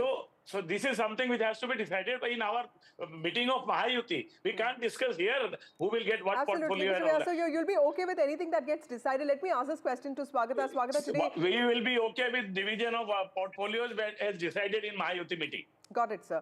Swagata, today Ajit Pawar met journalists and, we asked him a lot of questions and, we asked him if he's expecting to be the finance minister again, will he be in charge of the finance portfolio? But largely the sense that we got was NCP will be more than okay with Devendra Fadnavis as the chief minister, more than they would be okay with, say, Eknath Shinde as the chief minister. What is the NCP expecting from this? See, it will be, according to me, it will be too early to say who will be the CM face. That we will come to know in 1-2 days from today's meeting. But as far as Ajit Dada Pawar is concerned, he has handled finance department so well. You can see we have delivered good yojanas and the finance department in this Mahayuti Sarkar was being handled really well and the entire state, the central ministry is really happy with he handling the portfolio. And coming up to deputy CM post, according to me and my party, no one can handle deputy CM post that well as Ajit Dada Pawar can handle it. Absolutely. Now, I feel that he will soon come in Guinness Book of World Record for handling Deputy CM post for so many times. Yes. Yes, absolutely. That's right. So Vasudha, sorry to interrupt, Yes, but it is really, it is ironical and it's kind of funny that the NCP is sure that Ajit Pawar will be Deputy CM, but they are not sure who the CM will be. That's really But let me tell you, sir, in the NCP camp today, everyone was very sure it's Fadnavis who's becoming the chief minister, and somehow everyone is like really happy about it in NCP. But they are also clear that Ajit Dada Pawar is going to get the deputy chief minister and finance portfolio. Like Swagata said, he also seems to be the longest deputy CM in waiting. I mean, longest deputy CM in somebody who's waiting to be the CM, but of course the deputy CM. RP Singh, back to you, sir. It's largely understood and in some ways accepted that the BJP is justified in wanting to lead the state, given that you have 132 seats of your own. Rohit has been saying this for a long time. But how are you also going to look at other factors such as Maratha agitation that took place during Fadnavis' regime? Shinde is also seen as somebody who blunted that kind of anger. He projected an image of a common man, relatable to the Shiv Sainik, also to the Maharashtrian voter. How are you looking at handling all of that? But given the mandate that you have, you think it's going to be a cakewalk? Also, we have run a Mahayukti government for 2.5 years, and then it has delivered on ground, and then people have blessed us on the delivery of whatever we have promised earlier, and people are looking forward for the promises which we have made now, and that how we will fulfill them and how we will ensure that the welfare of the state happens. So the concern is more about the promises made in the manifesto, and then how do we fulfill them and ensure that state becomes the #1 state in the country. I mean, 1 trillion economy has to be there for the Maharashtra government, has to deliver on the 1 trillion economy idea also. So that's more bigger concern than the who the CM, who the deputy CM, the caste factor and all. These are factors, but not as big as the economy and also the promises made on the delivery mechanism has to be built for those promises made also. That's bigger concern than the CM or deputy CM. Absolutely. Rohit, also tell us, if Devendra Fadnavis ends up becoming the chief minister of the state, what can Maharashtra expect in terms of governance? Because I also understand that Prime Minister Narendra Modi has a certain vision of Maharashtra, and he seems to be the guy who could be one of the front runners to actually, implement that. There are no, compulsions to accommodate different castes and different regional, aspects this time, because the mandate is really huge. If Fadnavis actually becomes the chief minister, what can Maharashtrians expect? Vasudha, I'd like to point out the positive part of all this, and I've just written an article on the same subject just a while ago, which will appear tomorrow. Basically, the big picture we have to look at, the big picture is that after a long time, after 4 years, 5 years, Maharashtra is going to get a stable government. There is no political compulsion of including somebody in the government, not including somebody, caste factor and other things, which is a positive thing for a industrial state like Maharashtra, which has got 52% of the total national foreign direct investment in the last 1 year. This is a huge state. There are major, massive projects that are being planned for Maharashtra, including Navi Mumbai Airport, Dharavi redevelopment, many other projects. I can tell you that once Devendra Fadnavis takes over, maybe in 2 days from now or whatever, the markets will react. The stock exchange will react. I can tell you that the markets will go up. There is a positive sign to that.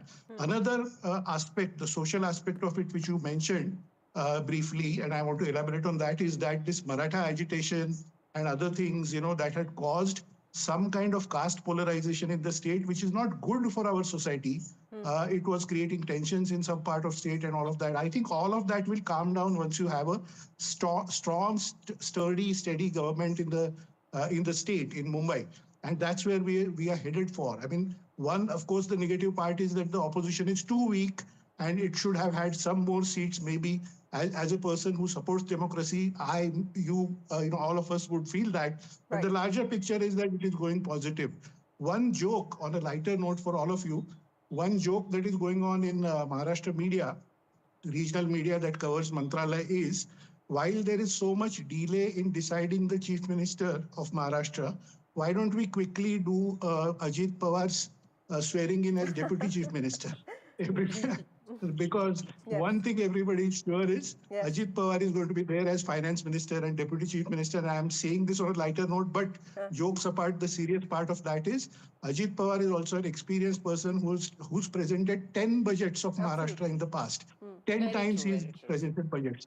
So the business community is comfortable with him, and he has performed much better than what was expected. He has 41 seats, so he will be taken along by the BJP now.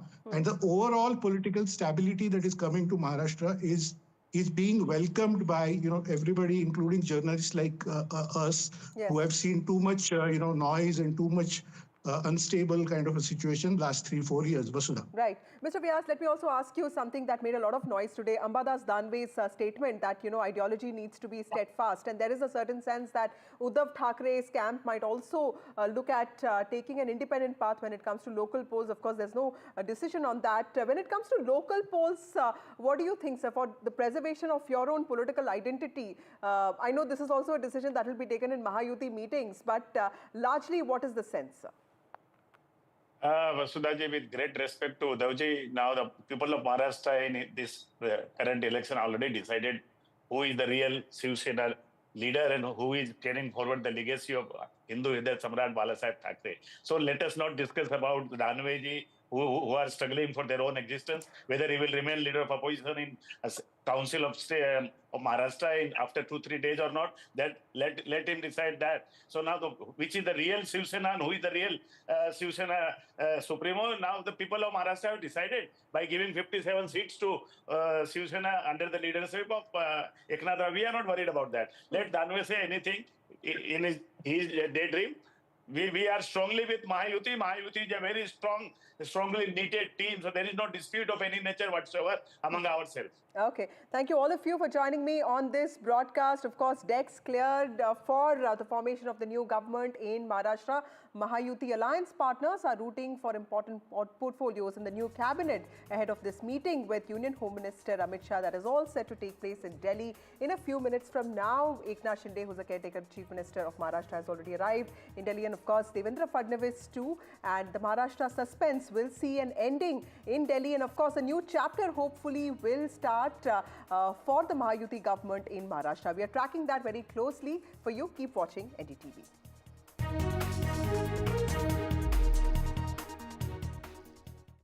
The all-new Temper Pro, our most adaptive mattress ever. Born from NASA technology, billions of ultra-sensitive cells relieving even more pressure for ultimate comfort and support. Now available with SmartCool technology. Temper, the future of sleep is here. No child should suffer the torture of trachoma, but so many are in pain right now. Nananga's lashes have turned inwards. They rip and tear away at his eyes. Pamelo's sight could be gone forever. He's just 3 years old. Kofanga screams for his mother. His eyes are so infected that he can't even see her. For so many children in the world's poorest countries, trachoma is torture. It's a painful infection often spread by flies, and it's destroying children's eyesight. But it could be stopped if you help today.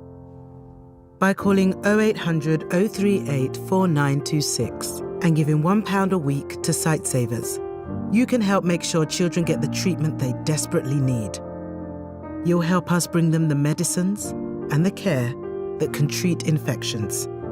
And that means you'll be helping to save children from the torture of trachoma and a life of blindness. Please help us reach them.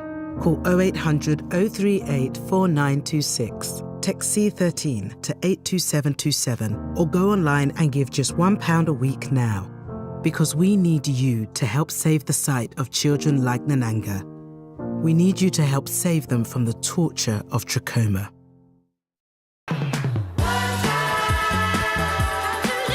There's a door sensation sweeping the nation. It's that time again as citizens put their doors in the drawer for People's Postcode Lottery's biggest ever prize pot. In the December draws, you and your neighbours could win a share of £32.5 million.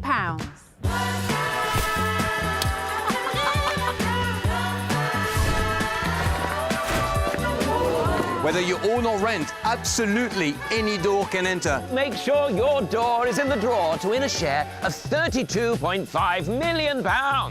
My door's in the draw. And mine. So is mine. Ours isn't. Just kidding. It's in! Get your door in the draw and sign up before midnight on the 1st of December. A share of £32.5 million could be yours, but only if your door is in the draw.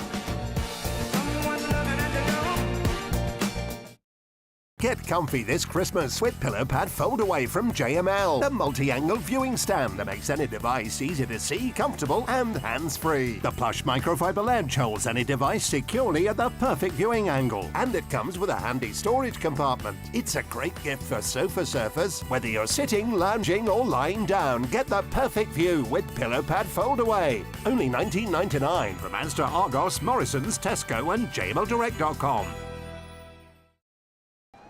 If you're homeless, you're never safe. This Christmas, too many young people, like Kira, will be at risk, right here on our streets. But you could help a young person find safety and begin a new future by sponsoring a room at Centrepoint. It's more than a room. You get real support and training to help you get your life back on track. This Christmas, please search Centrepoint Room online today or call 0808 281 8003 and be the turning point for a young person like Kira. Thank you. Transform hard chairs and surfaces into comfy seats with Soft Sitter from JML. The lightweight gel cushion that helps provide all-day comfort and support wherever you sit. The hexagonal honeycomb construction cushions, distributes and supports your weight. And its breathable design allows air to circulate, helping to keep you cool. Perfect for all types of seats or to use as a kneeling pad. Get the comfort and support you need this Christmas with Soft Sitter. Only $14.99 from Asda, Argos, Morrison's, Tesco and jmldirect.com. JML, your Christmas made easier. It's great to be helping out before my first grandchild arrives. And after having a few repairs myself, I need to make sure they'll all be protected. Which reminds me. Welcome to British Seniors, the UK's #1 rated provider of over 50s life insurance. Hi, I'd like a quick quote. No problem. We're proud to offer our seniors lifetime guarantee. With 100% of claims having been paid, we guarantee your premiums will never go up and that you'll speak to one of our specialists in the UK. UK residents aged 50 to 80 are guaranteed to be accepted. Depending on your age, your loved ones can get a cash payout up to £10,000. Wow, that money could help with funeral costs or as a gift for my grandkid. I'll do it. Plus, when you sign up, you'll receive a £135 gift card and free 24/7 GP advice and health services. He's going to be named after his granddad. Be proud to protect your loved ones with British Seniors. To get a free quote today, call our UK team on 0800 470 4444 or visit britishseniors.co.uk. In the December draws, you could win a share of People's Postcode Lottery's biggest ever prize pot, £32.5 million. Sign up before midnight on the 1st of December. Madhya Pradesh, the heartland of India. With 1,000 years of preserved history and diverse wildlife. Celebrations of art and heritage. Explore Madhya Pradesh. Join us for an interaction on investment opportunities in Madhya Pradesh. Meet us in United Kingdom November 24 to 27, 2024. And Germany, November 28th to 30th, 2024. A precursor to Invest in Madhya Pradesh, the future-ready state. TUI's Black Friday deals have landed. Save up to £300 per booking with a My TUI account. Pick from tons of flight options and holiday durations. Get away for less this Black Friday. Offers now on. TUI. Live happy. Financially protected by ATOL.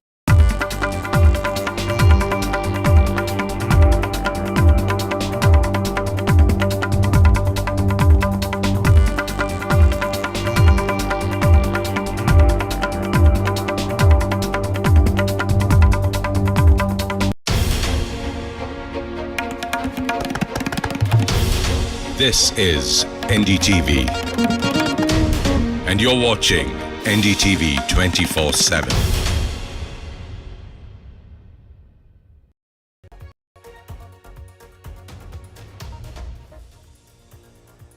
Hello everyone, good evening. You're watching NDTV. Here are the 8 headlines at 8 p.m. It's the final countdown for the Maha Kursi of Maharashtra. Meeting of the Mahayuti partners will happen at Home Minister Amit Shah's residence anytime now. Announcement of the Chief Minister and the 2 deputies will happen soon. India bloc leaders on stage. Hemant Soren takes oath as the Chief Minister of Jharkhand. Hemant Soren's 4th term as Chief Minister of the state begins today. Supreme Court wraps authorities on Delhi pollution, says stringent anti-pollution curbs under GRAP 4 to continue in Delhi. Schools in the NCR will continue in hybrid mode. Explosion in northwest Delhi injures 1 person. Probe is underway. 2 blasts in 2 months in same area in Delhi. White powder also recovered from the spot. Kerala Chief Minister Pinarayi Vijayan signs a supplementary agreement with Adani Port for future development. YSRCP Chief Jagan Reddy defends the Adani Group and rejects charges in the United States, says Congress is isolated on the issue. India ups the ante against Bangladesh. In a statement, the Minister of External Affairs says Bangladesh must ensure safety of minorities. Former Bangladesh Prime Minister Sheikh Hasina demands priests' release. Key ICC meet tomorrow on Champions Trophy. This after Pakistan says no hybrid model. Financial repercussions on ICC likely. And Sensex closes nearly 1,200 points lower at the end of the day. All Indian benchmarks close sharply.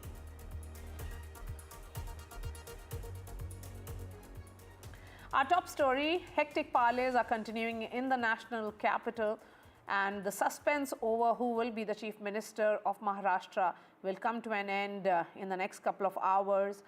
All the Mahayuti partners will be meeting Home Minister Amit Shah at his residence. That meeting is crucial because in that meeting it will be communicated who will be the Chief Minister and will the same formula of the Chief Minister and 2 deputies, 1 each from the Shiv Sena and from NCP, be followed, something that we saw in the last 2.5 years as well. Let me go straight to Home Minister Amit Shah's Delhi residence. That's where Aishwarya Jain is joining us. Aishwarya, what can you tell us?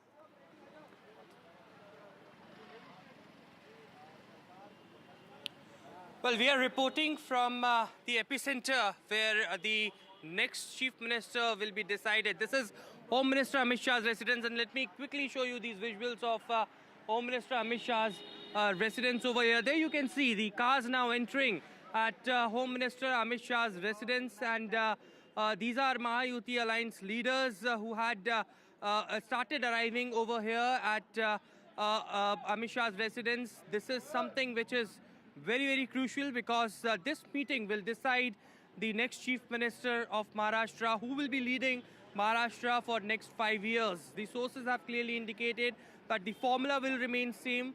1 Chief Minister and 2 Deputy Chief Ministers. The Chief Minister will be from the Bharatiya Janata Party, but whether there would be any surprises, as we have seen in the states like Madhya Pradesh, Rajasthan, Chhattisgarh, or it would be Devendra Fadnavis, as all eyes are on him as well. What we have been told is that now all the leaders, including Eknath Shinde, Devendra Fadnavis, and Ajit Pawar, who had already arrived in the national capital. Hectic meetings went on since morning. It was Ajit Pawar who met the NCP section of leaders over here in the national capital since morning as he arrived earlier. Then it was Devendra Fadnavis who arrived just 2 hours back, and Eknath Shinde now also arriving in the national capital. These meetings will decide that what would be the Maharashtra government formation look like, who will get how much berths as far as the cabinet portfolios are concerned. We've been told the Bharatiya Janata Party will be accommodated with the maximum portfolios, as they were the bigger partner in the Mahayuti alliance, as Eknath Shinde had already stated that whatever the Prime Minister and Home Minister will decide, that would be the last and final decision. It is also Eknath Shinde who had already communicated that something that was a surprise and that had paved way for the Bharatiya Janata Party to elect their Chief Minister as well. But in just few hours from now, what we have been told is that the final decision will be taken and the decision will be announced after this very crucial meeting that will now start at Home Minister Amit Shah's residence. All right, Aishwarya, we'll be counting on you to break that story before everyone else. So thank you so much. Aishwarya yesterday got us that formula in which the BJP said that they will keep the Chief Minister's chair and the two deputies will be from the Shiv Sena and the NCP. It was an India bloc show of strength as JMM leader Hemant Soren took oath as the Chief Minister today, days after India bloc's decisive victory in the assembly polls. Top leaders of the India opposition bloc were in Ranchi's Muradabad ground to attend the swearing-in ceremony. The JMM-led alliance, remember, won 56 seats in the 81-member Jharkhand Assembly. The Hemant Soren-led party, which contested 41 seats, in fact won 34, and the Congress managed victory in 16 out of 30 seats. RJD and CPIML won 6 and 4 seats, respectively. Let's listen in to what the Chief Minister said. विधायकों को 81 विधानसभा में जो चुने गए सदस्यों को शपथ ग्रहण हेतु प्रोटेम स्पीकर के रूप में प्रोफेसर स्टीफन मरांजी जी को चुना गया और ये भी निर्णय लिया गया कि आगामी 9 से 12 तारीख सरकार का प्रथम सत्र आहूत होगा कि जो हमने निर्णय लिया था कि मैया सम्मान योजना के तहत दिसंबर माह से महिलाओं के खाते में 2500 रुपए देने का उसे भुगतान किया जाएगा प्रति माह. The Supreme Court today came down heavily on the Delhi police for poor implementation of GRAP 4 regulations in the national capital. Despite its directions on Monday, the Apex Court observed there was complete failure, quote unquote, and none of the authorities were bothered about implementation. The court ordered that GRAP 4 restrictions will continue till Monday in the national capital. Meanwhile, the Supreme Court has slammed the Haryana government for poor action against stubble burning. Let me go straight to Gurpreet, who's joining us from Chandigarh. Gurpreet, this of course has been a matter of concern given the number of farm fires that we have seen. This is because of stubble burning. How much of that is really contributing to this toxic chamber that NCR has turned into?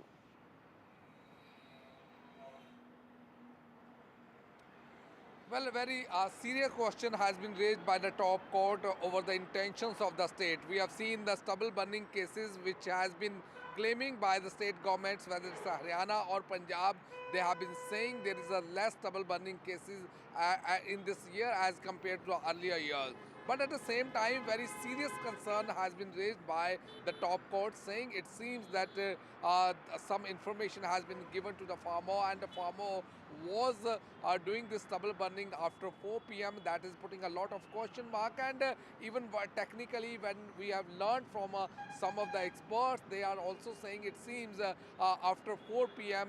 this stubble burning has been happening. That was not recorded by the satellite. So it puts a question mark over the agriculture department, who are supposed to monitor each and every situation on the ground, and it has already put a question mark over the state government. So let's see how the top government top court is going to take it seriously, and how the government is going to give an answer on these farm fires. We have seen in the national capital a lot of health problem to the people who are staying there because of the pollution which has been aggravated after the festivals, and stubble burning was one of the contributor, whereas we have seen so many times industrial pollution and other pollution had been contributed, but now why the stubble burning menace which is prevailing in the state of Punjab and Haryana has not been uprooted and curbed by the state government, that is the biggest question at this point of time. So let's see that how the top court is going to take this issue, and at the same time what type of reply by the state governments are going to be given.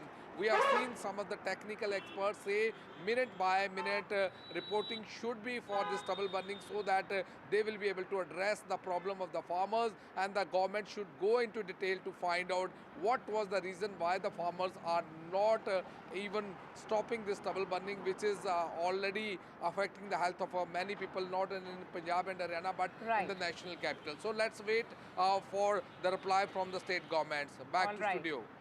Gurpreet, thank you so much for joining us and sharing all the details. Explosion has been reported in Prashant Vihar area in the national capital. As per cops, one person sustained injuries. Initial probe shows a white powder being recovered from the spot. Remember, Prashant Vihar is the same area where in October there was a blast reported near a CRPF school.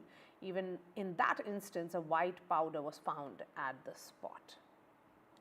And NDTV has accessed Delhi blast video, and it clearly shows a huge smoke seen billowing, and this is of course the video which has been accessed post the blast that happened in the national capital.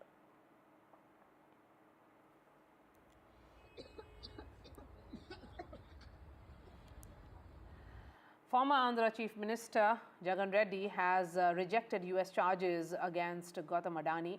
Rubbishing charges, Jagan said, no deal between government agencies. Let's listen in.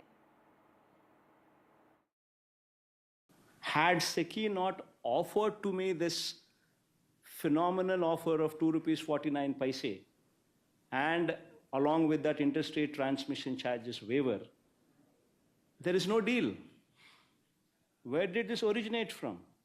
It's originated from SECI, which is central government, and it consummated with SECI, where the signatories are the state government, the DISCOMs, and SECI.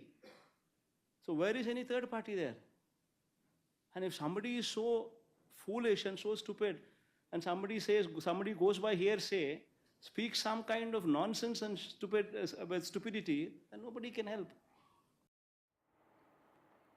While states after states continue to distance themselves from US charges on Adani, Congress is visibly isolated in Parliament. Jagan Reddy, remember, has also clearly said that there has been no deal between government agencies. I think the focus at present is to ensure, come what may, that there is some discussion on the floor of the House and bring up people's issues. So one of the breakthroughs is that we are told by as early as Monday, we could expect a discussion on the floor of the House on the Constitution, which will help to break that impasse. Despite, of course, as you've seen, the Congress hell-bent on raising issues and various acts of omission and commission based on various reports that have emanated. So it's on that basis that, there is differing perceptions. The TMC has already made it clear that they will not be, they want to raise, for example, Bengal being deprived of funds. There are other issues of importance. For example, the fact that the RG car incident where, women should be able to get, justice quickly in case of rape incidents that take place. And then the host of other issues, including price rise. So it's on that backdrop that the Congress is really, in a sense, trying to find a way forward, because it keeps harping on one issue, which is not necessarily a people's issue. And as one important ally said, the answer was given because it was taken up in a big way in the Maharashtra elections. That answer has now been delivered, where the BJP and its alliance partners were able to get a massive mandate. And Norwegian diplomat Erik Solheim has spoken on Adani charges, rejecting all charges in indictment. The diplomat, in fact, said that there is no evidence of actual bribe. Listen in to his conversation with my colleague Ankit Tyagi. You have spoken against the American overreach in the case of Adani Group. In your assessment, how detrimental is it for the business? This is very negative because you force a major business, which is so important for the green transformation, to spend time in court rather than to build solar panels out and wind industry out in reality. And of course, it makes financing much more difficult. Fundamentally, I believe it's an American overreach. If you turn the tables, let's assume that an Indian court were to accuse top American officials from Google or Microsoft or Apple for potential crimes in the United States. No one in America would find it appropriate that an Indian prosecutor is accusing an American company for alleged problems in the United States. The United States should leave it to India to sort out problems in India. Now, there is no bribery case against Adani Group Chairman Gautam Adani. Do you think these motivated cases are being taken up now? I will not speculate on this, just to note that the time that the United States can act as the overlord or the global judge is over. Maybe that was the way it worked in the past, but the global south is now so powerful, no one will accept this. And it has a negative impact on the green transition and on economic development. Again, because major businesses, of course, will be a bit worried with this, and they will take some time again for the Adani Group to regain the initiative. How do you think that such cases impact business sentiment and business climate, sir? These kind of accusations are very negative for business, but when you look to the finer detail, there is no accusation of actual bribing. It's the claim that there have been consideration of bribing, and there is no accusation against the top leadership of the Adani Group, say Gautam Adani or Sagar Adani. It's accusations of other people in the group or in the business environment. But when this takes off in media, it has very negative impact. And of course, many business partners of the Adani Group will at least initially be a little bit worried, and they will stay away. That, I think, over time will come back. But the immediate impact is negative, there is no doubt. Kerala Chief Minister Pinarayi Vijayan has announced the signing of a supplementary concession agreement between the state government and Adani Vizhinjam Port Private Limited. The pact will ensure the future development of the international seaport. The first phase of the seaport is now slated for commissioning next month. As per the agreement which was signed today, the project envisioned as a transformative step in Kerala's maritime infrastructure will see its second and third phases nearing completion by 2028. These phases will involve an additional investment of 10,000 crore rupees, expanding the port's capacity to 30 lakh 20-foot equivalent units. And news coming in from the stock markets now. Sensex ended nearly 1,200 points lower at the end of the day. Indian equity markets see significant decline as well. In fact, it was the steepest intra-day fall in over 3 weeks. BSE sensed tanked by, in fact, BSE Sensex tanked by over 1,300 points. Nifty 50 fell below 24,000 mark.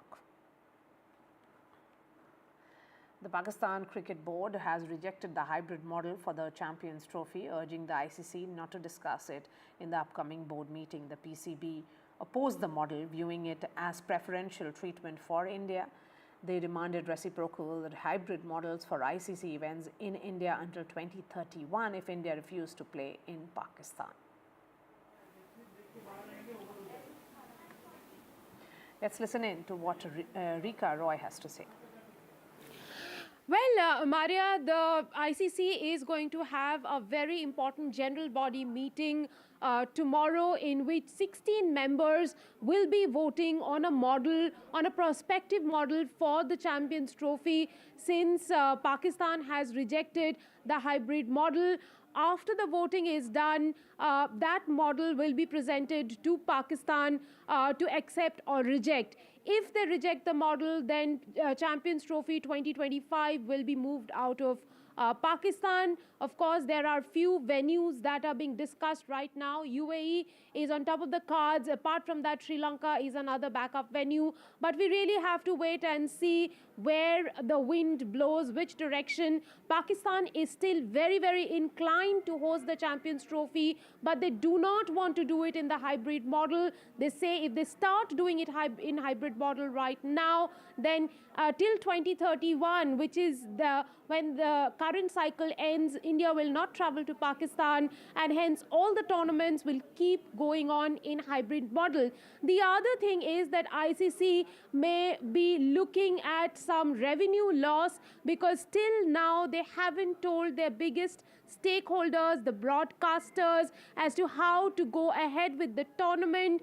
The tournament hasn't been advertised, so a prospective revenue loss is what ICC is also staring at.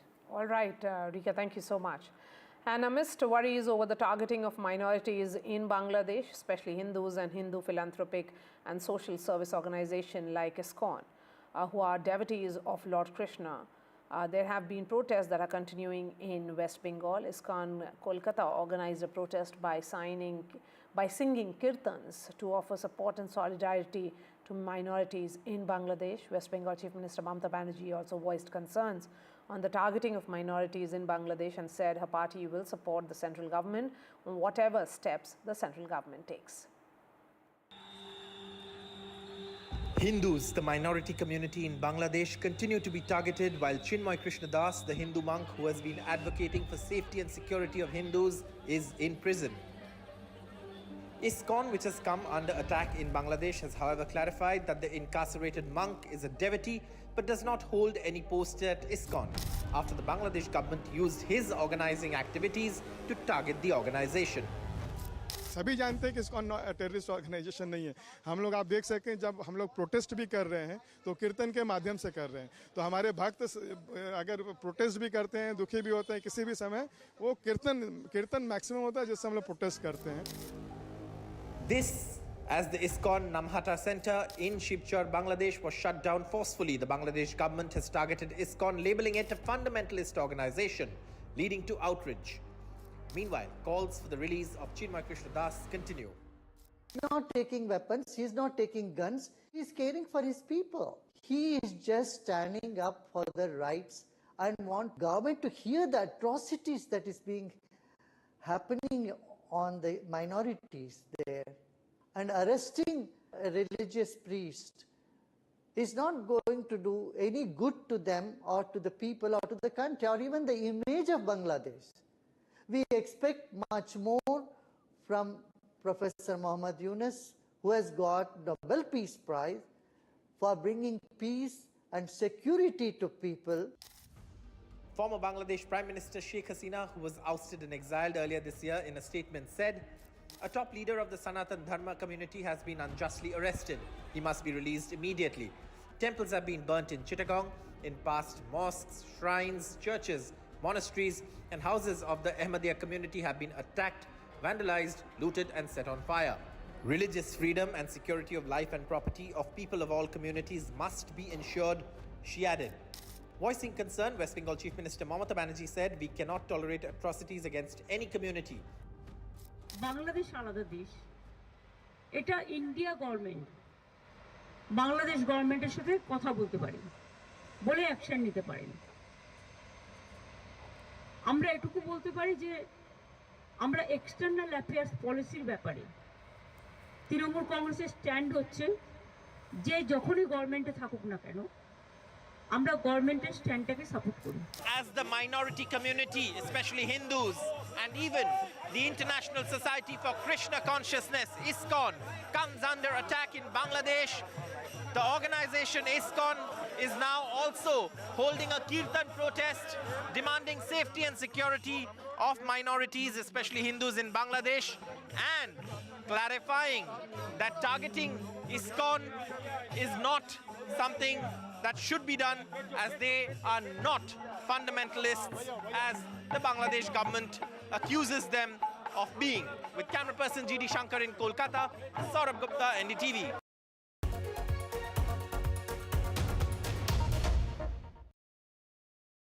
As a dad, I know life's unpredictable. It's all fun and games until it's not. You okay?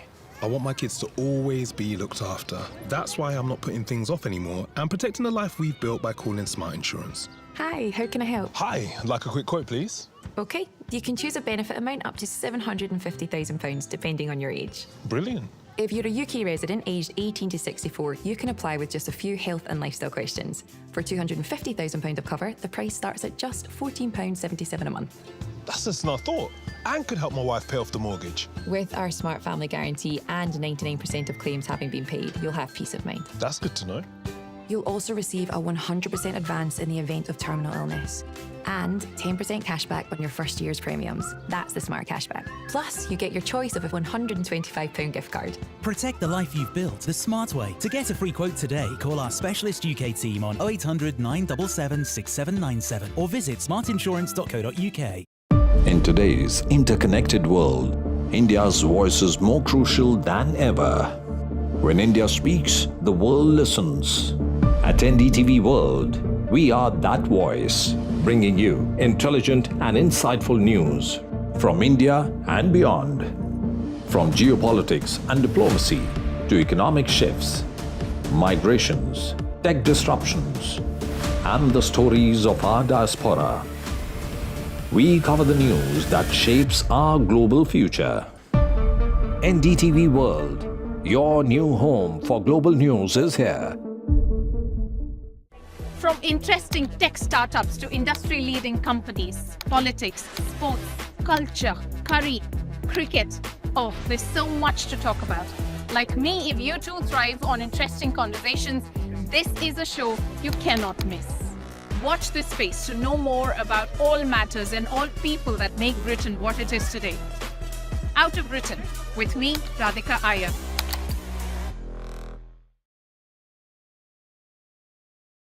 NDTV proudly presents NDTV World Summit 2024, the India Century. I now request the Honorable Prime Minister to launch NDTV World.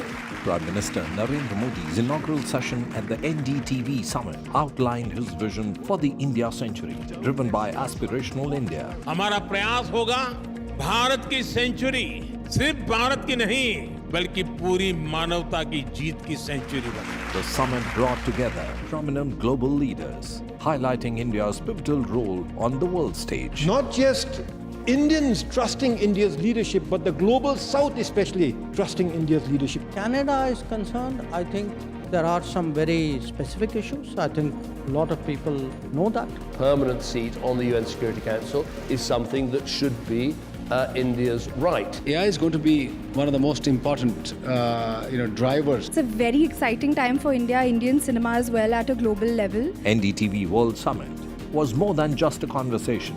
It was a confluence of ideas poised to shape our global future.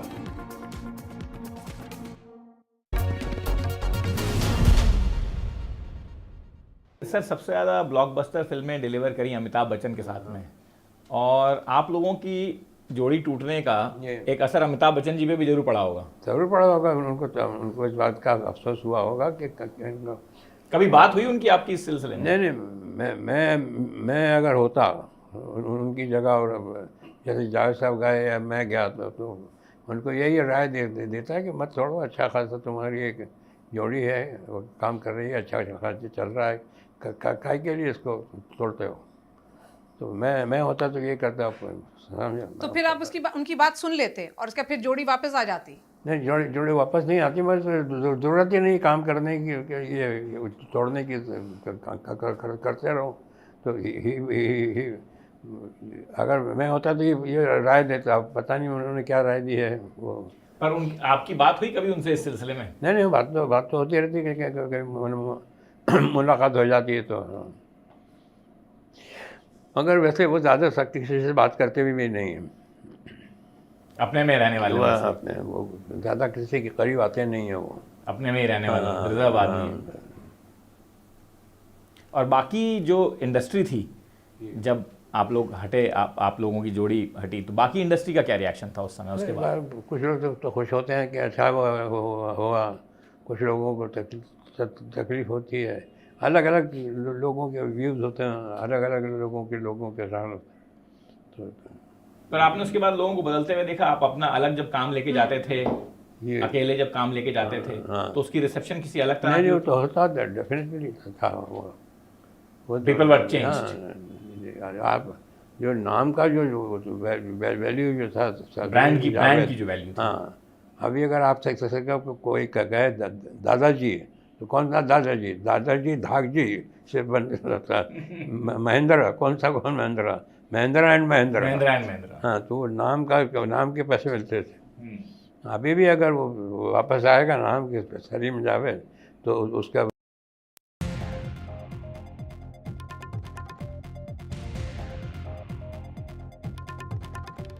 Hello everyone, you're watching The Last Word and I'm Maria Shakil.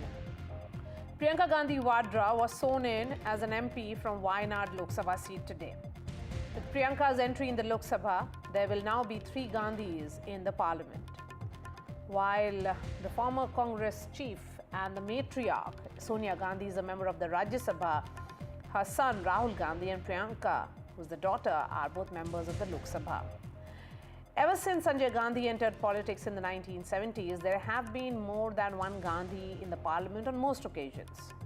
The exception was 6th Lok Sabha, when the mother-son duo of Indira Gandhi and Sanjay lost in the polls at the aftermath of the draconian emergency that was imposed by Indira Gandhi in 1975. In the last Lok Sabha, there were in fact 4 Gandhis. Besides Sonia Gandhi and Rahul Gandhi, mother-son duo of Menaka Gandhi and Varun Gandhi too were members of the Lok Sabha then. While Manika in fact lost in the 2024 Lok Sabha elections, Varun Gandhi was denied a ticket by the BJP.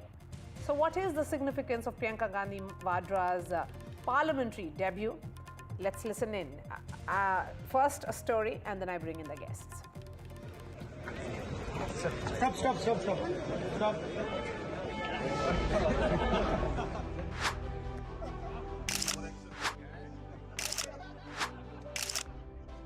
A candid moment in Parliament as Raebareli MP Rahul Gandhi clicked a picture of his sister Priyanka Gandhi Vadra just before she entered for the first time as a Lok Sabha member.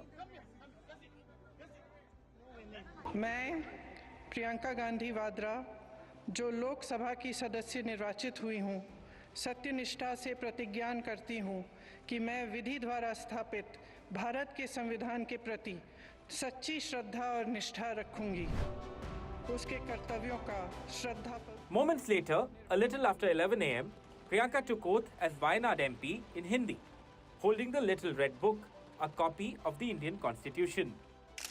In a first, the parliament will have 3 members of the Gandhi family together. Rahul and Priyanka Gandhi in the Lok Sabha and Sonia Gandhi in the Rajya Sabha. प्राथमिकता ये होगी कि देश के जो अहम मुद्दे हैं वो उठाएं और पार्टी के लिए लड़ूं, देश के लिए लड़ूं, यही रहेगा। हमारे लिए संविधान से ऊपर कुछ नहीं है। हमारे लिए जो संविधान है, जिसके असूलों पर इस देश की नींव डली है, उसी के लिए हम लड़ रहे हैं और लड़ते रहेंगे। Priyanka Gandhi's entry in parliament comes at a time when Congress had faced back-to-back defeats in Maharashtra and Haryana.